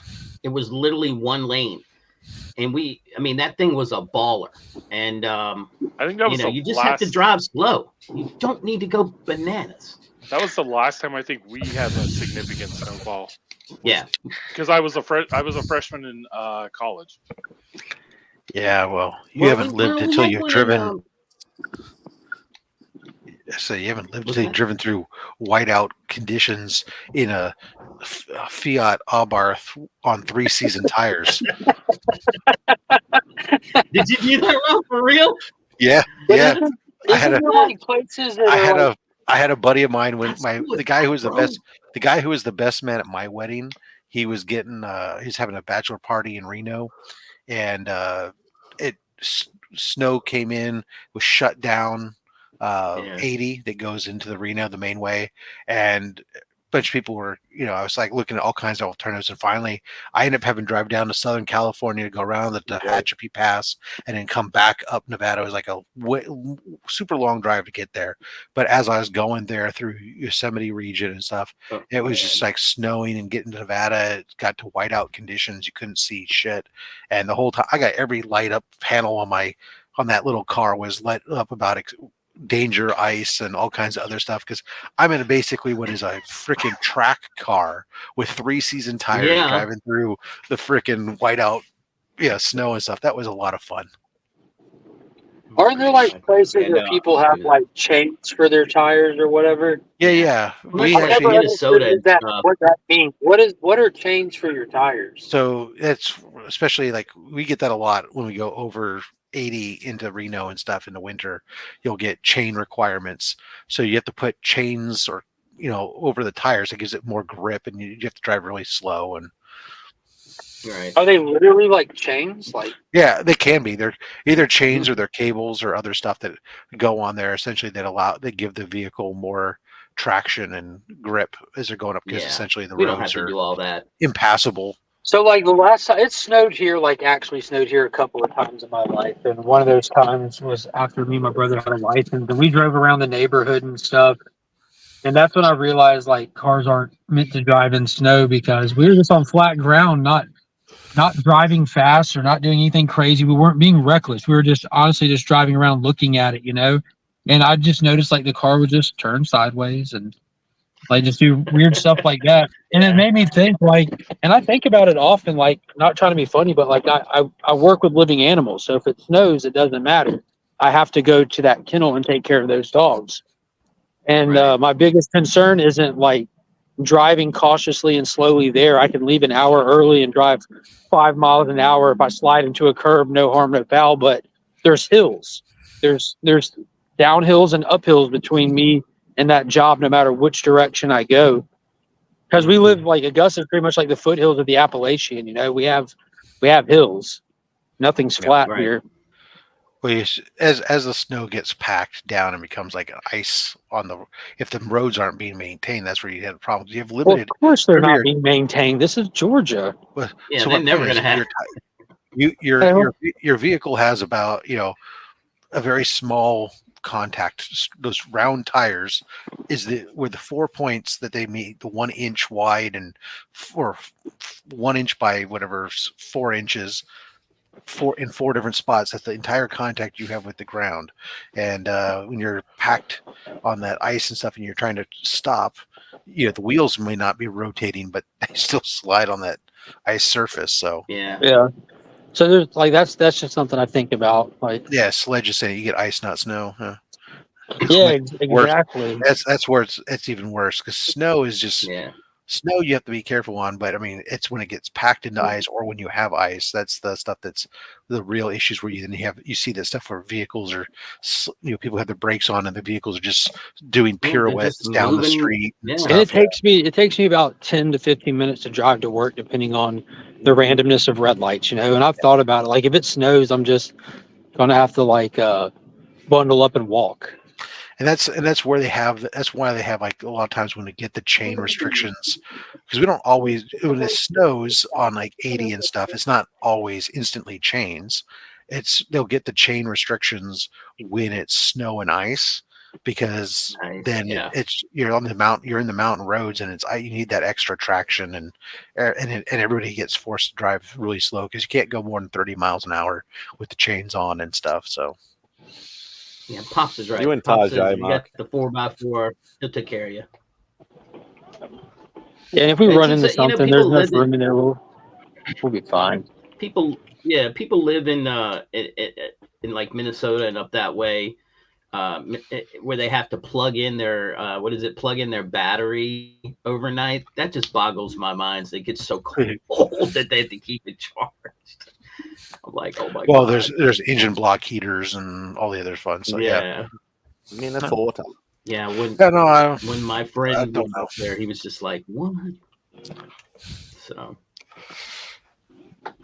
right, Mark. DJ I sings get to you us. now, Tigger. I got now I can take the drive much better now that I have the Subaru. Yeah, I could do the much better than the Albarth thing. Right, Steve. You don't want to live in Minnesota. Yeah. Yeah. They tried to get me to move up that way for work one time, and I was like, hard pass. Not gonna do it. Thank you. What do we got, Mark? Anything good? Singing my song. Doesn't look like much. Hold on. I'm looking to see if Tarjay has gotten the Godzilla X Kong wave in. Walmart got a shipment in. It's the first time I've seen any of them in the wild or any. I haven't even seen people like that I follow find any in the wild yet. So I got lucky with those, but it wasn't a full set. Like I want to find the other two out of the set. This is the little baby Kong that comes with Doug that I'm like really trying to find. So I just popped in here while I was driving by. Oh, is there any Marvel cars behind you? I don't know. Are they like Hot Wheels you're looking for? Yeah, I like Hot Wheels is this way. collect like Marvel Hot Wheels cars and stuff. Durr says the Target hasn't gotten the wave yet. He just asked yesterday, and it was expected 2-week estimate. 2 weeks. Your target is not my target. This is probably true since you're not in the same state. Mm-hmm. I see DC ones right here. Yeah. He said, "Eh." No, they won't be. They won't be in those. They'll be in Spidey? single. They'll be in single package. Yeah. No, they'll stand out because they won't have Hot Wheels like the blue with the big Hot Wheels written on it like usual. Oh, it's an Enterprise. You know, if you ever decide to dip into quality, Spidey, there you go. Whatever you reckon. Oh, I think I dug one of those. Yeah, I think I dug that. I did some That's stuff what like it that. kind of looks Oh, like. here you go. The tumbler. Oh, they've done some Disney 100. Yeah, we haven't had those yet. Looks like there's a Black Panther and a Shuri in the set, just two. Oh, cool. I'll keep an eye out for those. You got a lot of Hot Wheels stuff, man. There's this whole wall here. Mm. Yeah, we get a lot, but the character stuff can be very hard to find sometimes. You know what's not hard to find? Agatha toys. Already? These are from WandaVision. Wow. Like, Oh, okay. if you want Agatha toys, they got them for days. Up another one. And if you want more than that, just go to the clearance aisle or to Ollie's discount bargain barn. Who's the Build-A-Figure for that wave? I can check.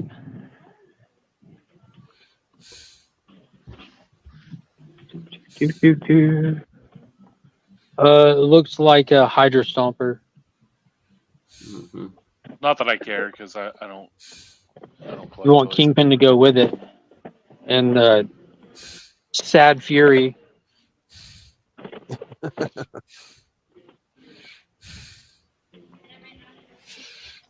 Nah, I'm not buying any of that. Not falling down that rabbit hole. Not Don't falling down agree. that rabbit hole. I'll No, leave that for Justin. I stayed away from the Marvel Legends stuff. I didn't want to. Yeah, I didn't want to go that rabbit hole either. Yeah. I mean, I It was got hard enough staying I got- away from the big Spider-Man retro figures. Voltron. That's about it. That's all I need. I got him, and I got a bunch of Legos, so I'm good. I love the West It's like I Virginia never did the love pop. going on in the chat. Thank you. West Virginia. As a native 304, I appreciate it. Whole case of those and none of the kids.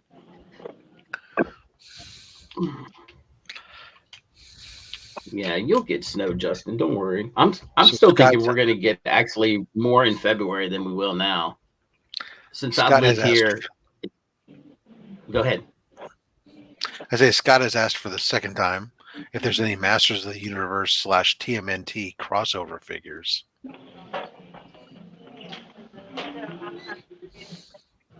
Is there? Legion I'm of going to Shock. look. They would be over here, where the Masters of the Universe and TMT are. Oh, they're close on the shelf together, Scott. So if you take That's them, about if you it. buy one of each and take them apart, you might be able to make something. They're 1.97 pack of super glue away. You can take the sword and from He-Man and give it to Raphael. Even better, Fisto's got something for Donnie. Uh-oh. Watch out. Dun dun dun. That one came to 2 packs. All right. Back to Wally World. Just make the rounds on my way back to my Back side to of town. life. Back to reality. Oh, skirt. Wave Rider. Such a bad mold.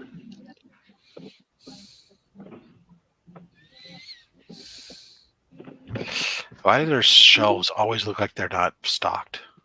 Holiday season. This place is normally pretty tight, to be honest with you. We have really decent action figure sections at our stores here. Yeah, it's always look like they're empty over here. Kmart, Target, all those ones. They don't do as many. Ever since Toys R Us left, everybody else you think would be booming, but everybody else pulled out of the game, so it's hardly anything good anymore. Like, and here's the Disney section. They have their own weird section.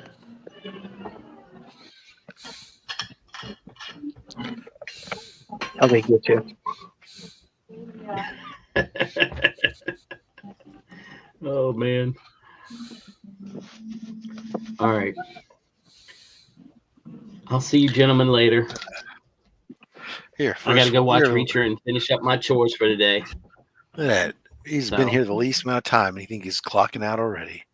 Yeah. Hey man, I apologize. I'll put in hours later on. You know I'm off every Friday, but though next Friday, I think I can still do it, but I think I'm gonna go see. And I know you guys are gonna cringe, but I think I'm gonna go see that Jason Statham show. Beekeeper or whatever, just because it looks funny, and I need. Yeah, I was golly, I forgot what they said about it. I was hanging out with J-Man on his stream last night, and he said something about it. And he said something. God, there was something specific he said that was just so outrageous. He wanted to go see it. Yeah, it's just not that it's going to be a great movie, but sometimes you just need to see some goofy stuff like that. I watched Equalizer 3 on Netflix, and Yeah, I've seen that just got added. I'm looking forward to watching that one. Yeah, I still haven't seen that yet. I like the I'm first going two. to give it not as good as. Yeah, I'm going to say it wasn't as good. It was okay, but it wasn't as good. The first two were awesome. Ugh, I gotta get up and stretch. Wake up. No. Yeah, go stretch. All Wake right, I'll up, see you Jeff. guys later. I should be moving All right, around Jim. like Mark. Bye. There you Wake are. up, Jeff. Yeah. Well, I know I don't know about you guys, but I'm getting kind of tired on this. For me personally. Yeah, if you're tired, we can kill it, bud. Yeah, I know. Spidey's probably thinking he would Middle of the night for him. Yeah, it's what 2:30 in the morning. That is correct. See, I'm starting to get it. until the international awareness never ceases to amaze. Well, until it's daylight just, savings screws us all up again. Yeah, so I just got to remember you're 5 hours earlier than me, but a day ahead. Because it's 7:30 in the morning for me now, but it's Friday. Yeah. Yeah. Yeah, I don't know what we're gonna do today. Take a nap. Sounds like. I think we're gonna catch up with Simon and Sarah tonight. I think we haven't seen them for a bit, but How close are y'all to each other? I can all from my house to Simon's house. I can get there in 10 minutes. Oh wow. From Beck's house to Simon's house, probably about 20. I think you guys should go out to that Five Guys and record your reaction and let us know what you guys How think. many employees are working? of the I'm not the food porn. I'll leave that to Simon and Sarah for the food porn stuff. I'll just go and try it when I can. The only problem is it's because when we Googled it, South Bank, so it's like right in the heart of the city near the casino, and it's extremely expensive just to park, let alone try and get in there. Yeah, but you're carpooling, so How many exactly, banks are there? make Simon and Sarah pay. sure, whatever. Or split it, whatever. That wasn't even an option, was it? We just know that that's on your agenda. You got to try the Five Guys. Yeah. We tried, because there's been a place here, I don't think you guys have it over there. There's a place called Grilled, and it's like a burger joint or whatever like that. And like it's been here for probably 15, 20 years, but never tried it. We tried it for the first time yesterday, the day before, and that was actually quite nice. Haven't tried Carl's Jr. yet, and obviously we're going to try Five. That's just Guys. Hardee's, right? Yeah, same thing as Hardee's. Yeah. It's like Checkers and Rallies. I don't know why they do that. Like it'd be cheaper just to make marketing for one restaurant, I'd assume. I don't know. Scott, no, he didn't find the figures. What he found was that TMNT was next to Masters of the Universe. So with some super glue and you could make one. Now, I'm about to be at Walmart in less than 3 minutes here. See what they got there. That's where I found the figures last week. They get trucks in every day, so hopefully they got some more. They just had 8 figures plus 2 of the remote controlled. I don't know if y'all seen that. The big it's like big 15-inch remote controlled evolved Godzilla with the pink spikes and stuff, and it shoots it looks like it's shooting like steam out. It's got like a light, and it actually shoots mist out of its mouth and stuff. I really want to get that and see how the dogs react to it. Oh God! It looks fun. See if the duck follows it around.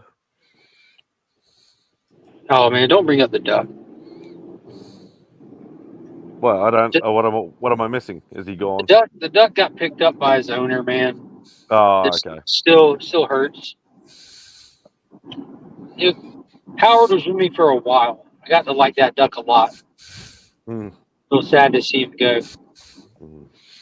He might come back again. Yeah, maybe. He's a good dude. Really good dude. Wasn't a fan of technology, but he was a good dude. All right. Well, I'm gonna call it for myself, anyways. I gotta Make like a baby and head out. Yeah, and go do stretch, try to wake up and do some work. I gotta suffer through those spreadsheets, and right now I cannot look at Anything. I can't go looking through pivot tables and try to extract data right now and stay awake. I always considered you a pivot man, Rob. No, that's what it is. Make like a bread and haul buns. Okay, it's a crusty joke. I thought it was just usually like act like. Well, I figured you needed that, Justin. I did not. I always rise to the top. God, smoke bomb.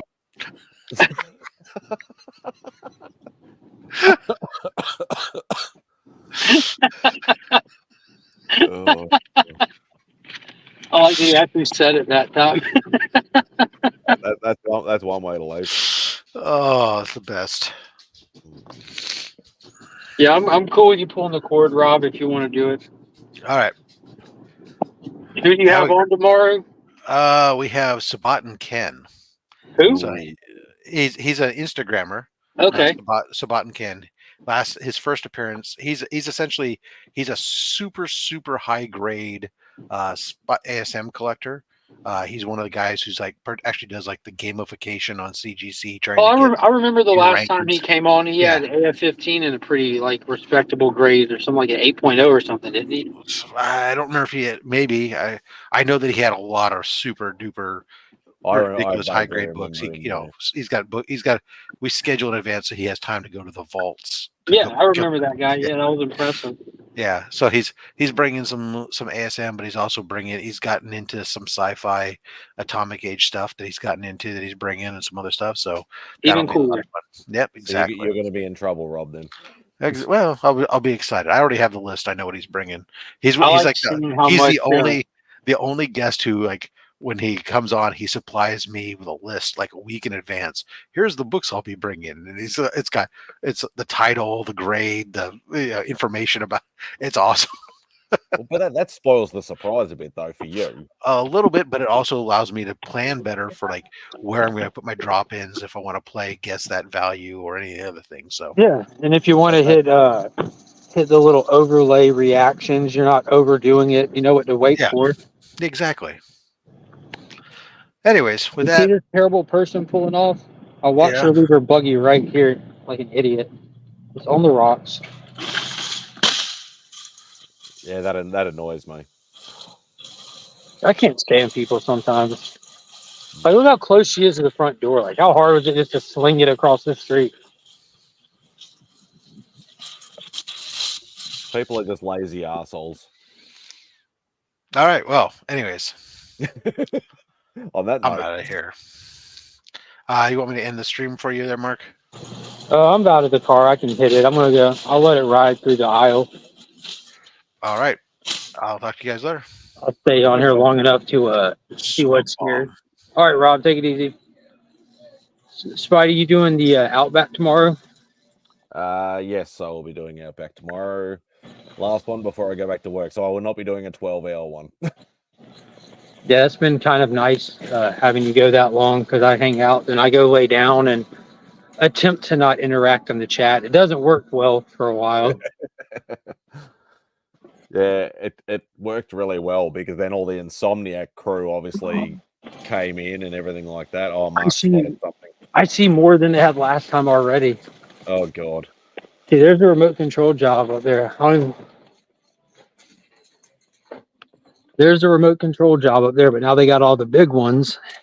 And now they have the 2-packs. And now they have the individual figures need that. Oh, shit.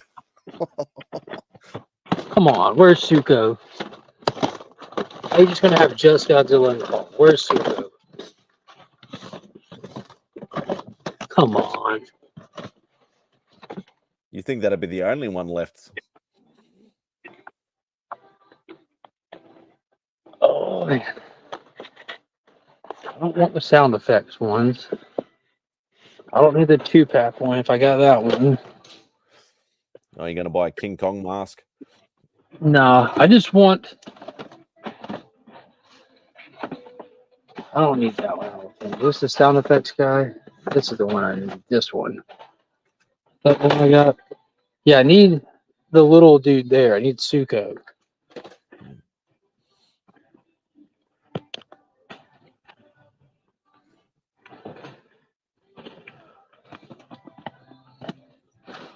Oh. Well, at least that's one more out of the 2, you know? You do love the hunt. Oh, yeah. And then they do these playset ones, which are pretty cool because it's like a repaint on them. And then you build like dioramas and stuff. I was going to say it looks like a little mini diorama like they've been doing with some figure sets lately.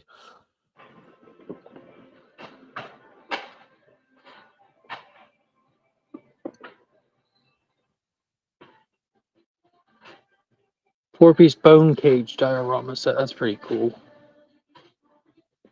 So is this for Monarch or is this for -1? No, this is for the movie that comes out in April. Oh, okay. Godzilla X Kong, The New Empire.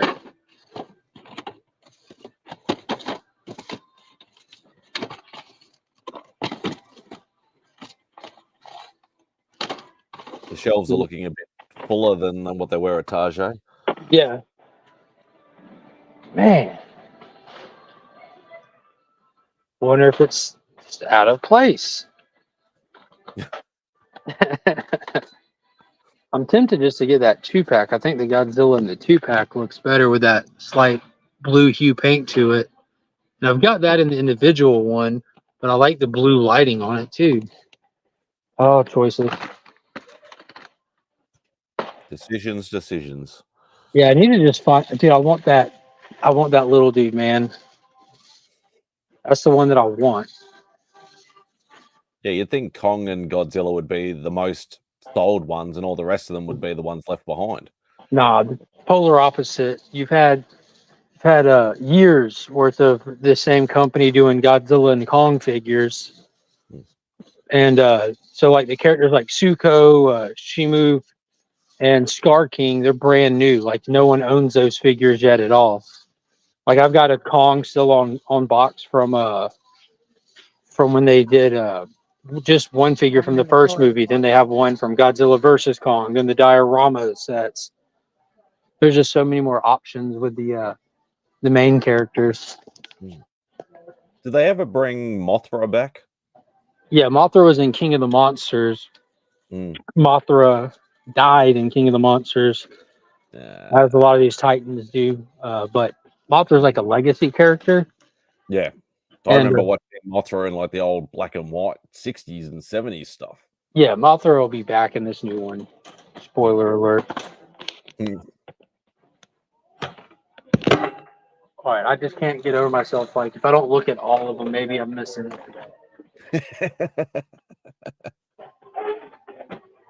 I mean, you don't know if you know, right? It'll be the last one hidden right behind all the rest. Yeah. Gotta be sure. Yeah, I miss going into Kmart's and Targets and stuff when the shelves used to be full of cool toys. Now there's just nothing there, and it's all shit. It's all stuff. Nothing like this. It's all stuff. It's all crap. Over here it is, yeah. You got to go to collectible shops and, you know, things like that to actually get the good stuff now and charge a premium for it.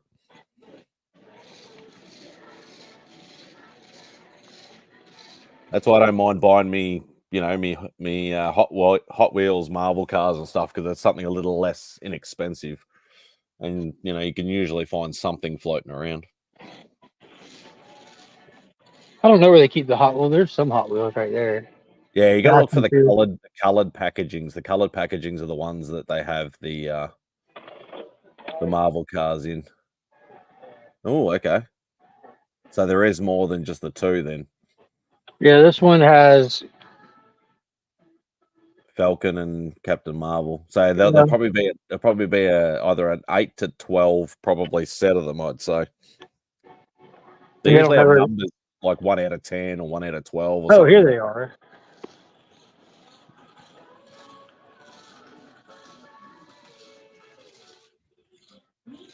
And there's the Falcon one. How much are they over there? Like $3, $4. Okay, so that's not too bad. Yeah, over here they're usually about 8 to 10. Good God! But y'all's money goes a lot farther. Yes and no.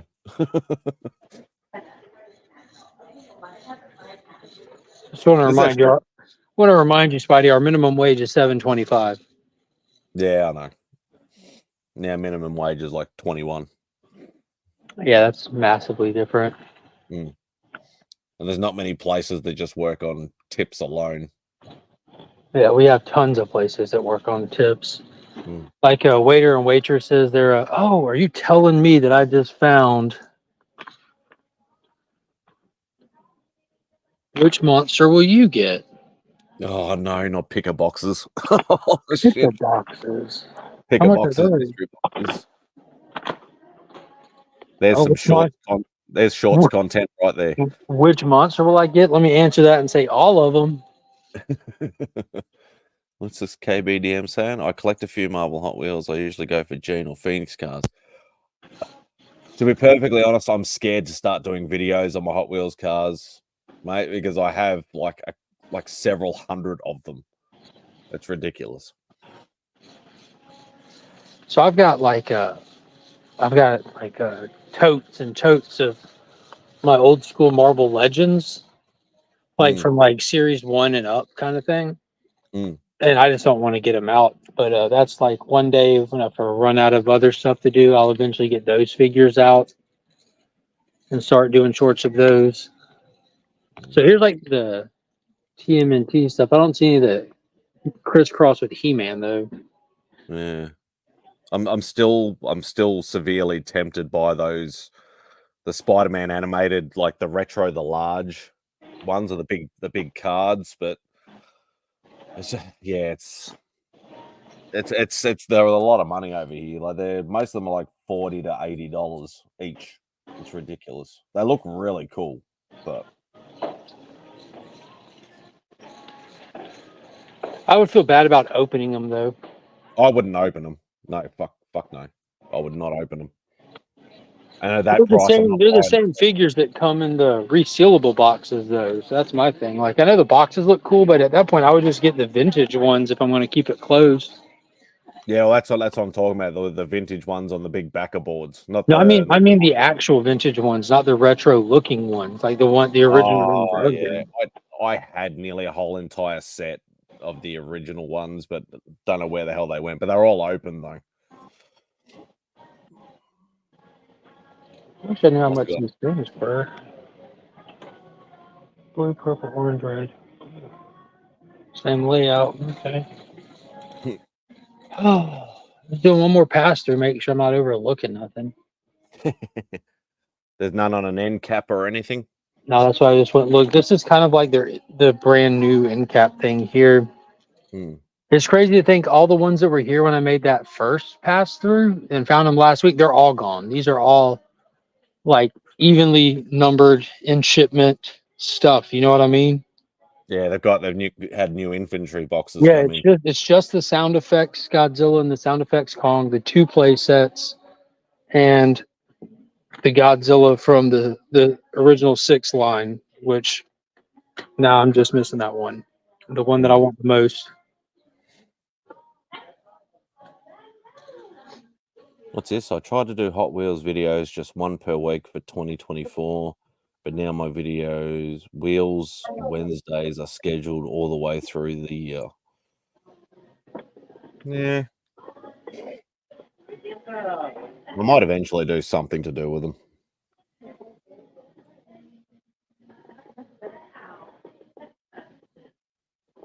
Is there any Rebel Moon stuff? Yeah. Anything Rebel Moon coming out yet? I have a Funko Pop ordered. Okay. Yeah, they've got I saw it the other day. I'll go back over there, but they've got a you know, like when you go to the theater and they have like the special edition collectible popcorn holders. Yeah, I love that shit. Yeah, they have one of those shaped like one of the drop ships from the Mother World people. And then they have it looks like it's like a Bluetooth speaker that's shaped like Jimmy before he stands up. And then they have a coffee mug or chalice from like the village that we're introduced to in the beginning. Yeah, I still haven't watched it yet. I haven't run into any figures yet. I know they've done a Diamond Select figure for Nemesis and Jimmy, and I'll probably pick up the Jimmy figure for sure. Yeah,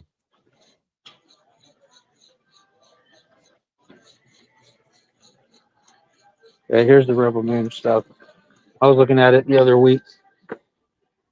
Yeah, KBDM was asking. That's the collectible Bluetooth speaker.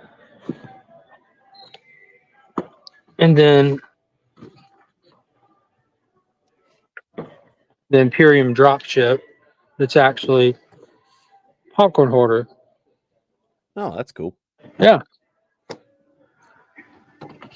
And then I don't know, energy drink, and then whatever Govee RGBIC LED light strip. So stuff, just random stuff. And then the collectible Stein 2-pack. And popcorn itself. Yeah. Well, we haven't Yeah, got any when we figures went to yet. see Aquaman 2, there was a Aquaman cup, but it actually had like you could put a little battery in it and it would like light up. That's I pretty didn't cool. buy it, but Yeah, we scooped up a bunch of the little Spin Master Aquaman figures for the kids last time we were here. Mm. I'd already grabbed a few of them, or Finn grabbed a few of them, and I knew that they had got moved to clearance, so I went and grabbed the other ones the other day. Mm. Monkey wanted a Mira and blah blah blah. I feel guilty walking away. I'm like, dude, what if it's there somewhere and I just didn't see it? that's the one thing I noticed about Aquaman 2. I thought Mira was in it more than what people were saying she was in Yeah, it. They're people like, were acting like she was cut from the movie. It doesn't feel like that at all. Like James Wan said from Jump, he's like, dude, she's not in this movie a lot, guys. Don't worry. This isn't her movie. The first one was her and Arthur's movie. This one is Orman Arthur's movie. but she was still in it quite a bit. Yeah, most definitely. I was happy with the amount she was in it. I'm not one of those people like, oh no, they better take her out. I'm following the camp of, yo, y'all actually care.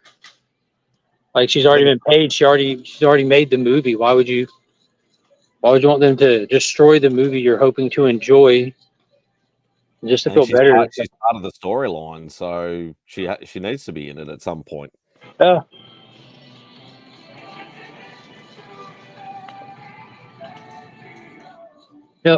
No islands in the throat. Yeah. All right, so that's a win. We got the Hollow Earth Crystal with surprises. Whole pack. You get by the tray.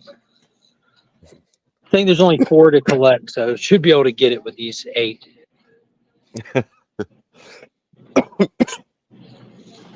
Well, hopefully you can pull 4 out of the first 4 packs, and then you can take the others back and get your money back. I'll just give them to the kids, all of them. Hopefully I get an even set for both of them.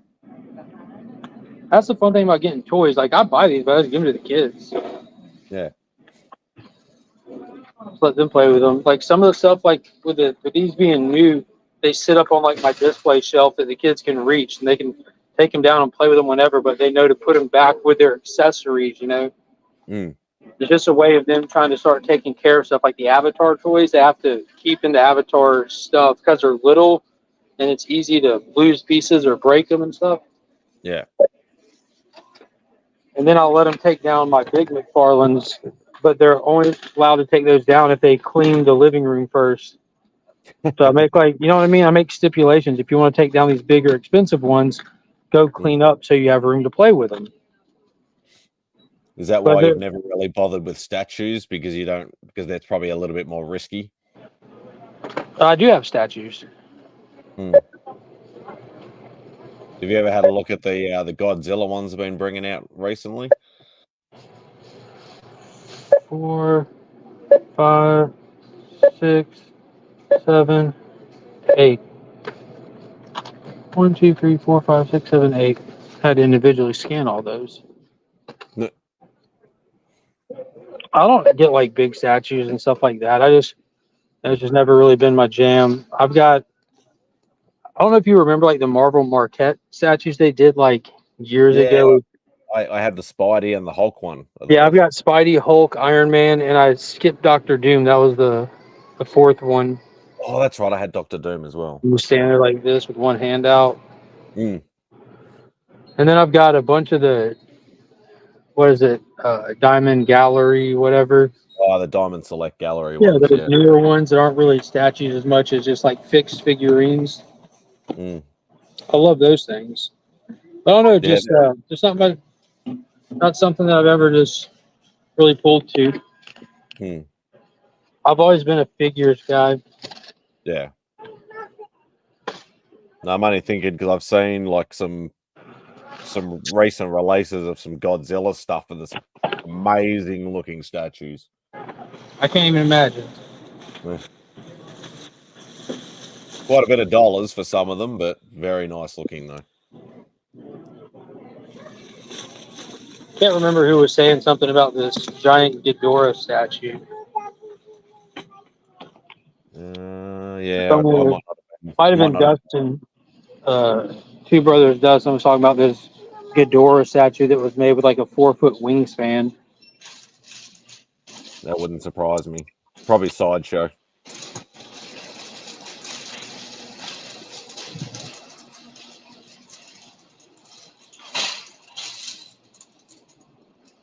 Well, there we go. I had my first Walmart shopping experience. Yeah, and it was a win. Technically leaving with 9 figures. And you're going to put the trolley back exactly where it's supposed to go. Already have. Not like the other asshole. No. That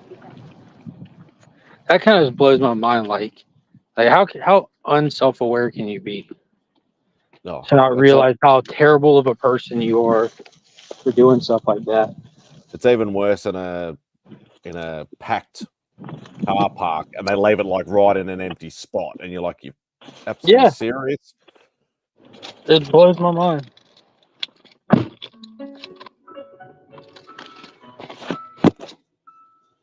Started off as shorts and then became longer 3-minute videos. Gonna need that Jimmy. Yeah, I definitely want to get that Jimmy figure when it comes out. Our Walmart still hasn't put out those Aquaman figures. Dang. You might want to just check, make sure you know where the clearance aisle is. Mm-hmm. They don't really advertise the clearance aisle, but if you know where it is, you know where it is. There's not even prices on stuff in it. That's right, Paul. 110% lazy. Yeah, maximum effort to be lazy. That's crazy. The clearance aisle is the first place I go. Okay. Nice. Yeah, you said you still haven't seen Rebel Moon? No, I still have not seen it yet. I'm of the camp of the people that enjoyed it. I definitely understand people's critique of it, and I think a lot of what I enjoyed about it so much is just, you know, I'm familiar enough with the situation of that movie's release that like I was enjoying the new world that we're in and fight scenes and all that, and like the lore, the mystery behind a lot of the lore. But I can look at it like, yo, this is about to be so flushed out when they drop the actual full release of it. How they're Netflix is trying to bank on Snyder's name and the whole gimmick of the director's cut coming later, you know. And you're thinking too many people are comparing it to Star Wars, and that's probably why that they're, you know, shitting on it. No, I think just a lot of people don't care for his style, you know. Like, I think a lot of the criticism is valid, you know, because a lot of it's just like opinion style criticism. Just like liking it is just an opinion style criticism. I'm not really talking to the technical aspects of it. But a lot of people sure did watch it.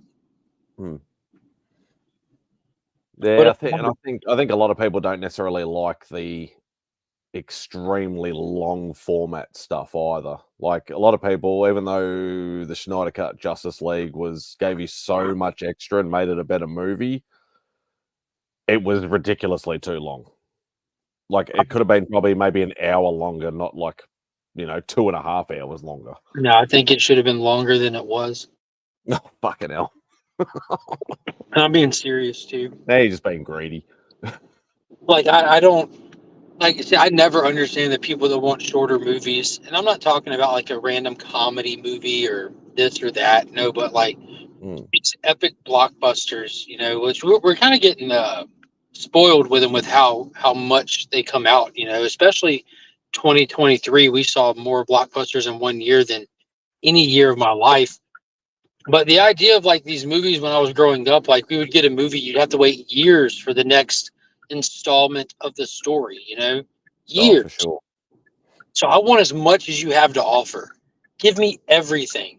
How many times did you buy a DVD, like absolutely excited to open it up, watch it, dive into the deleted scenes, the special features, because you wanted more? What else can I learn about this movie, this universe, these characters, this world? Somewhere along the way, people got so used to movies coming out all the time that like, oh, I wish it was shorter. What? What? Wish it was shorter. Homie, just pause it. Hit stop, come back later. Like, what are you talking about? You wish it was shorter. Yeah. It gets to a certain point, though, because some movies, they drag out too much. That's fair. If they don't have anything of value to offer, I get it for sure. Yeah. But But it's just also that, like, just that blanket phrase. How many times have you heard people say before they've seen a movie, like the runtime gets announced? Oh, that's too long. That's too long. I mean, I hear people say it often as much as we talk about movies. I'm like, it's not too long if it's a good movie. Make it longer. I suppose the other thing is, because remember, like, it was a few years back where, like, every movie was only like 90 minutes, 100 minutes, 110 minutes at the most. Like, it never reached that 2-hour mark. They just did a whole pile of movies that were just way too short that could have been longer. And now they're it's come full circle. And they're going back to the longer formats again. Or trying to, anyway. Yeah, well, what's crazy is the money that they spend to make these movies, it sure doesn't equal less money to release a shorter movie. They're still blowing hundreds of millions of dollars. Well, apparently Aquaman 2 is still going gangbusters international. Yeah, it's rocking and rolling international. Like, the American market hasn't really taken off as much, but yeah, like, I think it's almost double international what it is in the States now, because usually the States is the benchmark. Well, not for all movies. Like Fast and Furious franchise, international carries it. The first Aquaman movie, international carried it. Avatar, international puts it over. You know, it does great domestically, but international still is like exponentially higher kind of thing. There's some movies that are just more appealing. Yeah. I enjoyed the hell out of it. It's cool seeing movies have like legs on the back end too. Like you saw like this summer Disney's Elemental. You know, it had a terrible opening weekend, but it carried itself like just over time in its theatrical run. It carried itself and ended up performing well. Hopefully, Aquaman will be able to do the same. So what's the next comic release movie now? For DC or just in general? In general. Who knows? I think everything's been pushed back so much. Thunderbolts is supposed to be starting filming or something, even though Stephen Yeun just exited the project. You know, we no longer have an actor to be Sentry. Captain America 4, Brave New World, whatever they're calling it, they've changed the name and stuff. They Deadpool 3 this year? Yeah. Bless you. I guess that'll be the next one, Deadpool 3. I'm about to say Captain America 4 is pushed back and they threw out the script. Blade, they're back at square one. It's going to be a weird 2024. I think it's much needed, though, with just Deadpool 3 dropping. I don't think we have any theatrical DC films this year. We have a couple of When's Legacy coming out? July 25. Okay. They don't start filming Legacy until March. Are you team Trunks or no Trunks for Superman? I don't know. Like, cause obviously I grew up on the Christopher Reeve Superman with the trunks on the outside, but I still like the modern sort of look too. Like Henry Cavill is Superman, like the modern Superman. Yeah, for sure.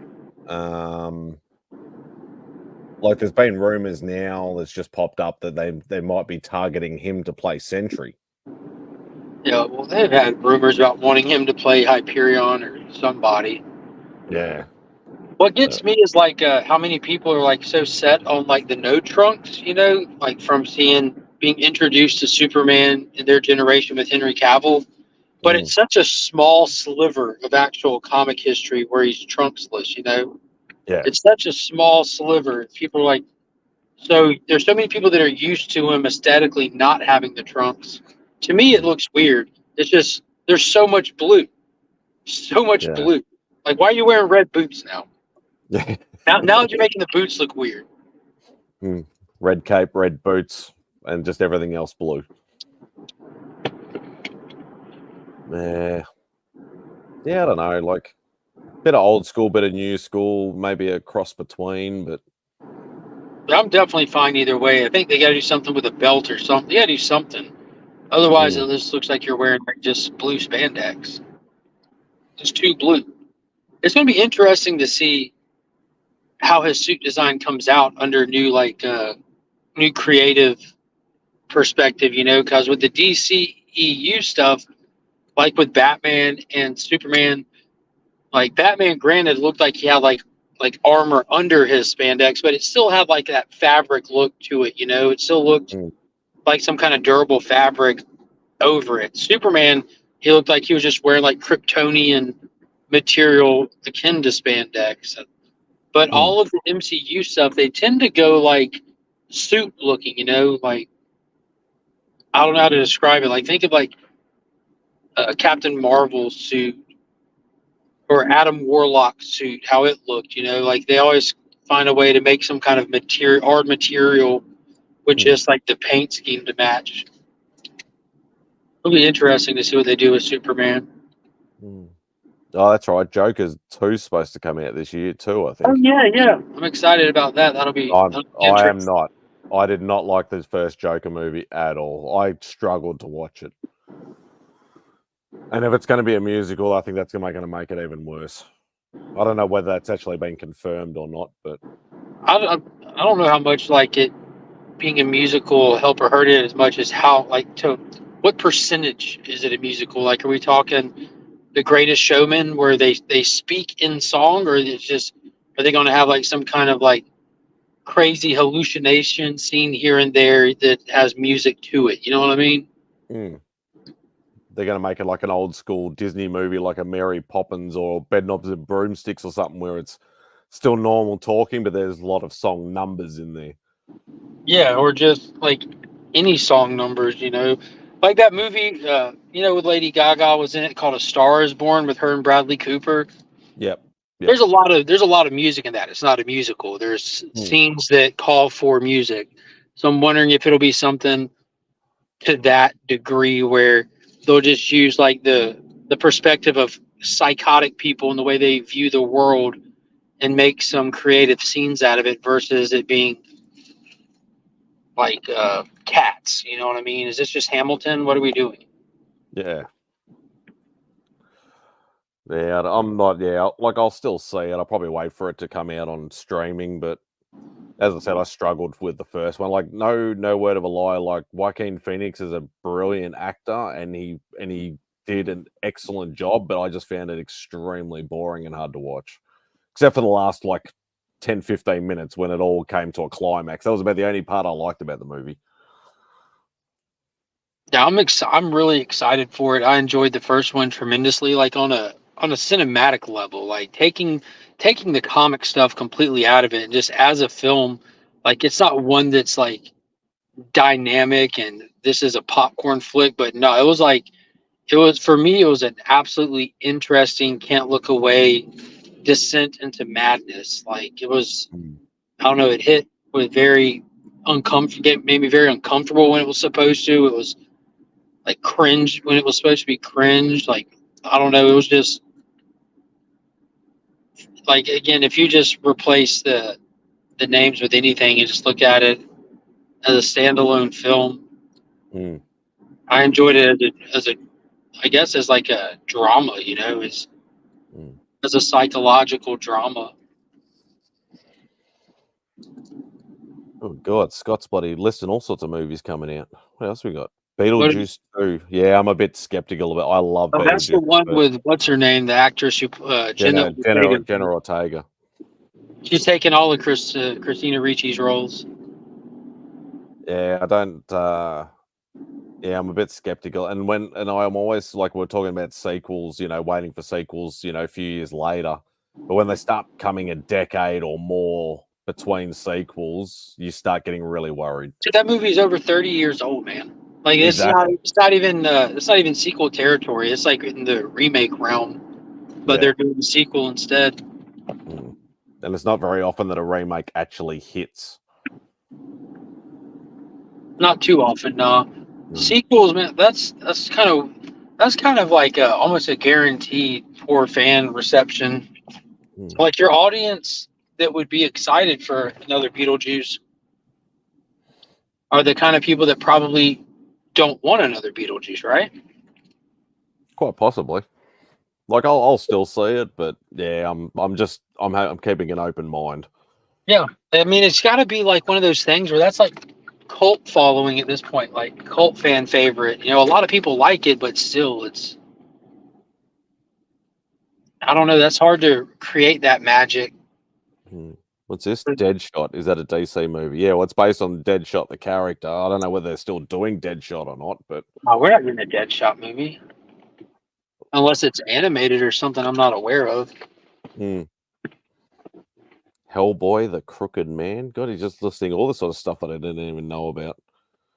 I wonder if that's an animated. We've had a handful of animated Hellboy features. Well, what did you think about the David Harbour Hellboy? Oh, I loved it. Yeah, I don't know why people shitted on it. I actually really enjoyed it. I'm a fan of Neil Marshall though. Mm. The director who did like Dog Soldiers and The Descent and stuff like that. That's who made that movie. So dude, it was so vastly different than Guillermo del Toro's stuff. So the tone and the style was like if you were coming into it as like a third time watcher, it felt massively different. If you're coming into it as the first time watcher, it almost feels low budget. But if you're going into it as like an established Neil Marshall fan, you're like, yo, this is perfect. I actually really enjoyed it. Actually. Yeah, dude, them adapting like different aspects from the different miniseries, I thought was handled well. I think Harbaugh played a little fast and loose with the role. Like Ron Perlman was a little more conservative with it, where Harbaugh was a little more rough around the edges. But yeah, I liked it. There's going to be another Lord of the Rings movie? No, not really. There couldn't be. Another what? Lord of the Rings movie. I don't know. Well, that's what. Yeah, Scott's. As I said, he's just listing a whole pile of movies. He must be just checking what's coming out. As far as I know, Lord of the Rings was getting picked up by, I want to say Warner Brothers. I could be wrong on that. But with Amazon fumbling massively on that attempt at making everyone hate them, or they fumbled at making everyone love them, just made everyone very mad. You want another Walmart? What? Who, me? Yeah. I didn't just drive across town. Oh, shit. I want that figure. Oh, he's on IMDb scanning the 2024 list. Look how stacked this aisle is, Spidey. Dude, we don't see. Yeah, so that does not fucking happen. Look, like all that's Transformers, all that's Turtles, some Marvel Legends that you'd expect to see on a peg warmer. He-Mans, McFarlane's, the Aquaman stuff. They don't have the big retro Spidey figures at Walmarts and stuff. Yeah, they're normally like in the electronics, like these, but for Spider-Man. They're normally in electronics. The big card ones.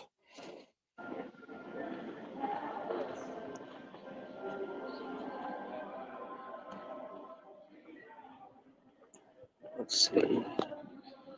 Might be a bust. It might just be that one Walmart that's scored so far. See, just a whole wall of Hot Wheels. Yeah, fucking hell. Why don't you just move to America, bro? I couldn't afford to ship all my stuff over. I'll leave it behind. Start over. No, fuck no. That's like fucking 35 years of 40 years of collecting. All right, stay with me here. This might sound crazy, but it'll make sense by the time I'm done. Start selling all your stuff and then stop selling it once you've hit the balance. Like, I now have enough money to ship what remains. I'd literally need to get a container, a 40-foot container, if not two of them. How big is 14? 40 foot. I'm speaking in. Oh, okay. Well, sell 20 feet worth of stuff. You'll be good. Or just sell one or two of your higher end items. Yeah. Oh man, I'm not seeing any. Don't forget to check those end caps. Yeah, that's why I'm going up and down them.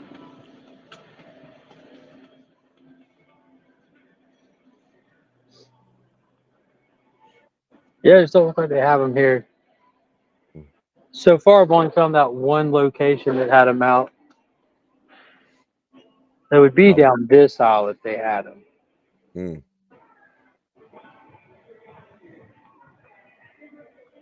So where are you talking about, Scott, then? Are you talking about different planet? Or what are you talking about? He's like, I'd leave everything to move to a better world. And he's not talking about USA or Australia. So where are you moving? Different country or different planet? Scott's talking about going way up north, my dude. Hmm.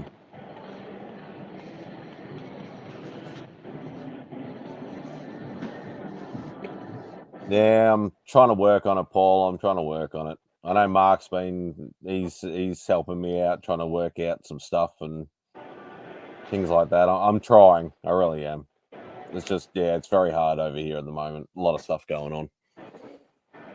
The plan is to get to Heroes 1 year.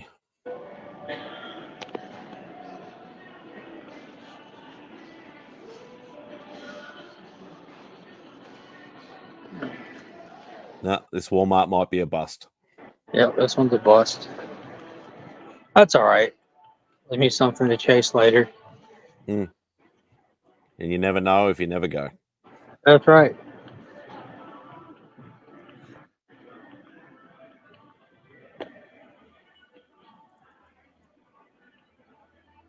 Just gander across the front to see what kind of advertisement islands they have near the checkout on my way out the door. Oh yeah, the seasonal items.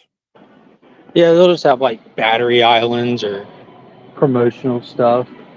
Sometimes it'll be movies. Well, back in the day, it would be movies and stuff, like a movie island near the register. Mm. They pretty much all but done away with movies at most stores. Yeah, it's getting like that over here as well.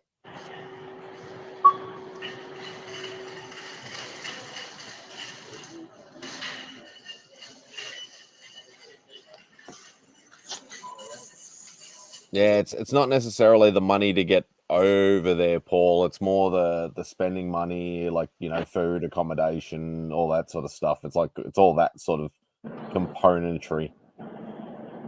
So it's going to be an expensive trip regardless. Like it's going to be like at least a, you know, 20 to 30 grand trip. So What? No, bro. Hey, I'm No. not walking into Heroes with less than 10 to 20K to spend. Oh, that's on you. That's just crazy amount of money.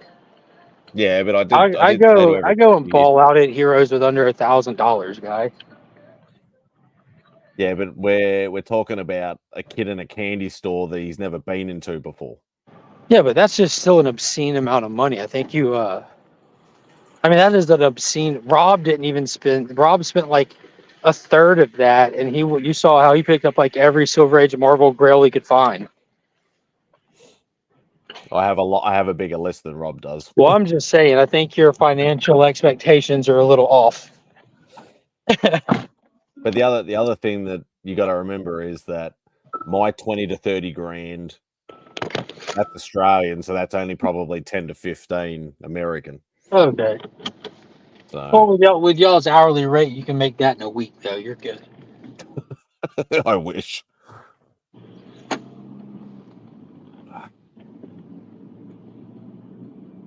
I mean, that's fair to want to take like 10 grand with you. Mm. That's still ridiculously high. Like again, you saw what Rob did. Like he just took the opportunity to make that as like splurge for the year trip. This last year I went, I just didn't have like this crazy key buying thing. I mean, I still bought like a sub issue 6 Hulk and still bought a lot of stuff, but I think I spent like $500 total on comics, and that's including the Incredible Hulk issue 3 or 4 that I got. I got a G.I. Joe one while I was there, and a 9.2. I got a lot of stuff. But that's the thing. Like as I said, I want to go big or go home, because if I'm going to do this once, I want to do it right, and I want to take advantage of the pricing over there instead of paying freaking 5 times the price over here. So I'd rather go. I'd rather go there and go, instead of walking in with like $2,000 or $3,000 and go, oh shit, I could have bought that ASM one because there was one there that I could afford. I don't have enough money, but if I have the money, I might be able to buy one. Yeah. Because, like, no word of a lie, like if I went over with that kind of money and there was an AF-15 there that I could afford and nothing else, I probably would bite the bullet and do it. I think you'd be hard pressed to find an AF-15 that you can afford. Not you personally, just people in general. Yeah. When I hear AF-15, the word affordable doesn't come to mind. No, that's right. Like, I don't know how much Justin paid for his, but I know, you know, you're probably still looking at what, 10, 15 for like a 0.5. Yeah, I hate to speculate, but I think he said around 20. Yeah. So I'd be happy walking out with my last 3 issues of ASM, and then whatever else I can sort of pick up. Look, I'm down to 19% battery, and my pops just called. Let me see what he wants. I'm gonna kill the stream. Go mail off this. My laptop's on 15%, so Yeah, we're rocking on the same boat here. Hmm. All right, my dude. Well, I'll talk to you later. I appreciate you hanging out today. It's been a while. Well, yeah. Well, this will probably be the last one for a while too. So because I'm back to work now. So Yeah. But I'll see how we Yeah. go. Buy a lot of stuff just to take home and sell. Become a king. No. The king of Australia. Everything I buy is for me. Yeah. With the lack of options I'll have, you could plan that out. Like, I'm going to Heroes this year in order to prepare for Heroes the following year. Buy a bunch of stuff just to sell and get rich off of for a year and go back and make the true killing then. But yeah, y'all have a good one. Everybody have a good day. I'll see y'all Sunday night for At Week's End, and Spidey will be live tomorrow night for the last. Spidey's out back before he goes back to work. To make it sound somewhat final. Yeah. Y'all have a good one. All right, boys. Peace. See you, Mark.